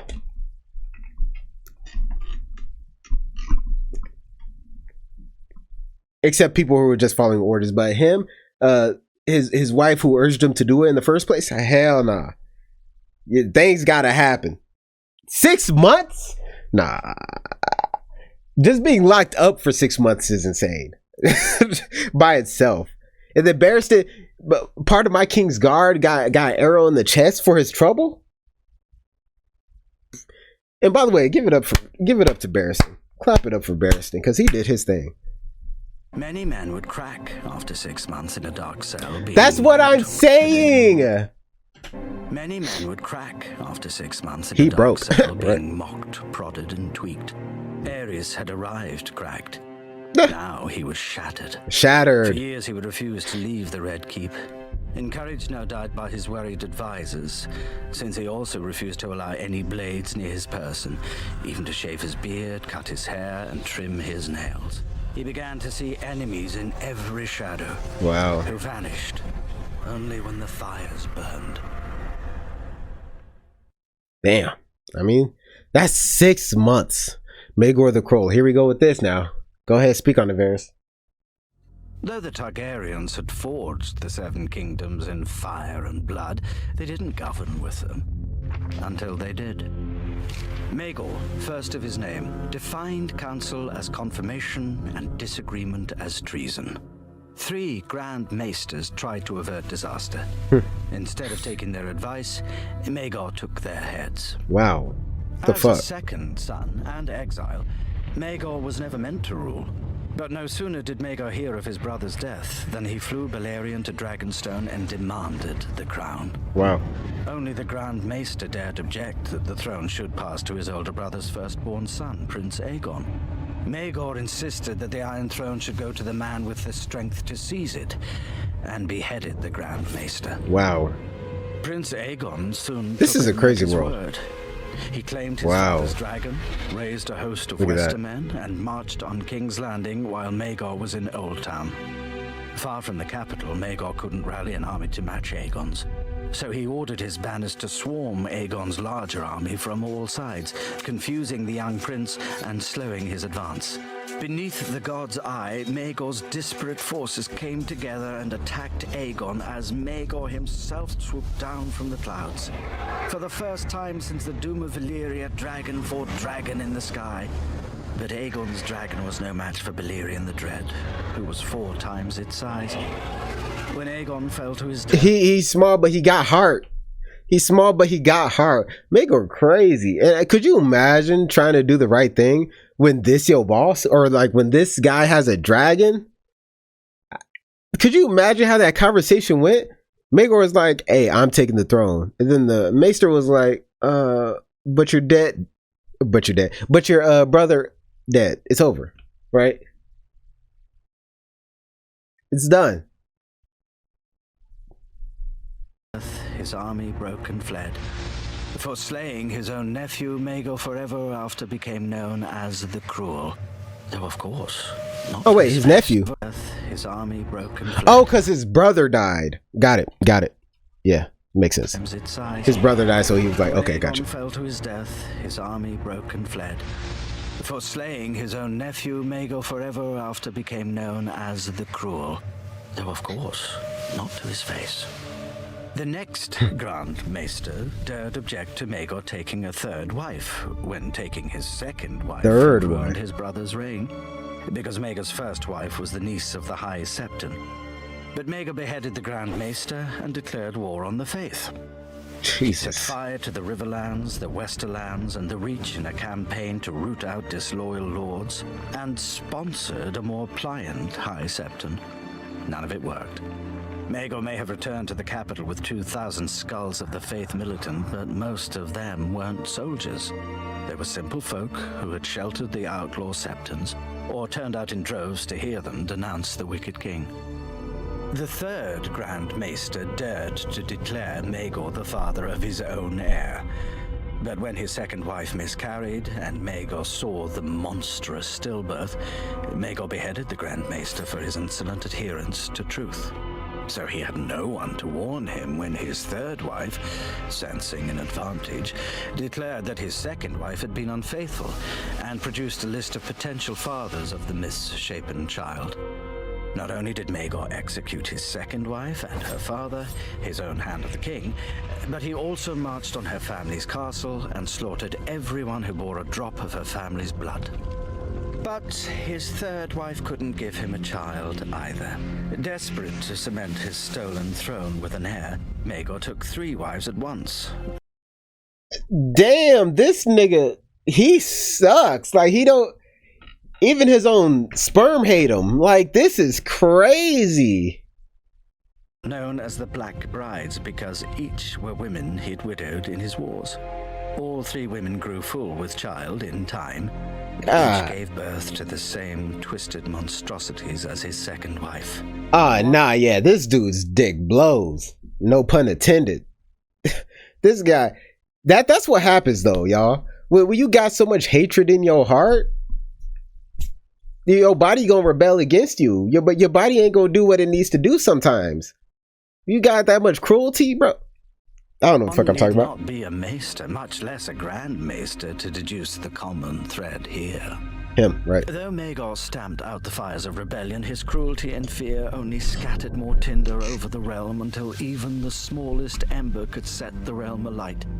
One day, the faith militant emerged from the shadows, and the lords sent to quash it joined it instead. His hand resigned and retired to his island home. Finally, House Baratheon declared... Wait, did he actually resign? ...to his island home. How could you... See, this is what I'm saying. If you're the hand and you're like... How do you even say I quit? How do you say, hey, yeah, I know I'm your hand, but I just want to be with my family. I kind of want to retire. I'll fit this hand. Like, that's all I'm thinking. Right? I'm not thinking he's going to let me actually just go and be home. Finally, House Baratheon declared for Maegor's own nephew as the rightful king. The Lannisters, Tyrells, and Arryns soon joined, adding more than half the might of Westeros to the prince and his 2 dragons, which became 3 when Maegor's niece and involuntary Black Bride stole away from the Red Keep with her dragon. Her treason wasn't even the last. Maegor's own Lord Admiral sailed the royal fleet into his nephew's harbor, but most fitting of all, when Maegor tried to send ravens to call his banners, he found that his 4th Grand Maester had learned from his predecessors and fled. Maegor spent one final night on the Iron Throne. He was found in the morning with his wrists slashed and one of the throne's blades jutting from his throat. Nobody knows if it was one of his queens, or Kingsguard, or one of the thousands who wanted him dead, or even Maegor himself, frustrated that his body had failed his will. Whoever the culprit, no doubt he died as all tyrants do, believing that history would vindicate him. It hasn't. History may be written with fire and blood, but histories aren't. As any good advisor could have warned him. Like him. I like Tyrion. That's crazy. That's the last Histories Lore. Maybe I'll watch these 2 again, at least the parts that I didn't get to watch because of spoilers after House of the Dragon, but I probably won't remember. I ain't trying to do all that. Anyway, that's it. And I guess we're going straight to season 8. Then after that, we'll do the final tier list. And then after that, it's House of the Dragon. You guess the anime by the first 10 seconds. I'm using a different browser than I ever use, so this ain't even really my normal recommendations.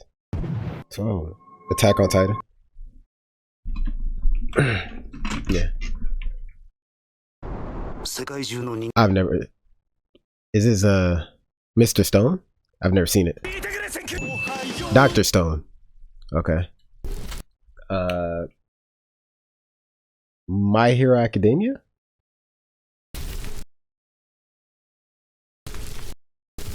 No, not My Hero Academia. Oh, this could be that one, that one anime with the firefighters. I've never seen that. Nah, I've never seen this.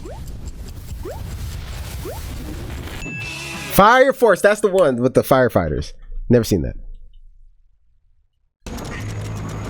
I've never seen this one. This Chainsaw Man, maybe? I've never seen that. Oh, I have no idea what this is. Death Parade. Okay, got it. Oh, this is that soccer anime. Never seen that. This is like, oh, this is a Blue Lock. Yeah. Oh, this is the food one. Food Wars, right? Never seen that. But it has to be Food Wars, right? Yeah. I'm fucking locked in, y'all. Death Note, obviously. Death Note. Yeah.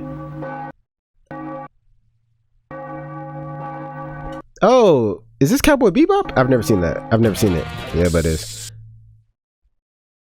I have no idea. Oh, I have no idea. Digimon? Nigga? Code Geass. I gotta see that too, huh? Okay, I'm not about to do this whole video. I'm about to I could get lost in this.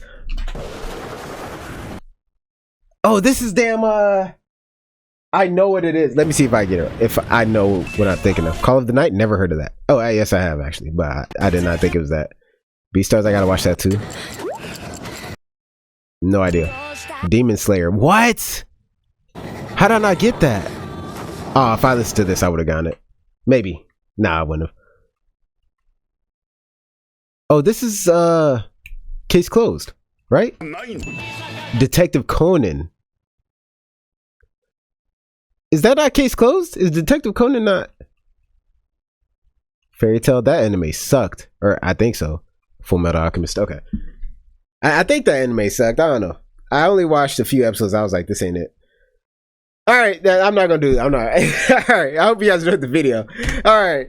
If you did, cool. You know, that's great. That's great to hear. Keep your head up. Peace. I'll walk through the valley of the shadow of death, and I fear no evil because I'm blind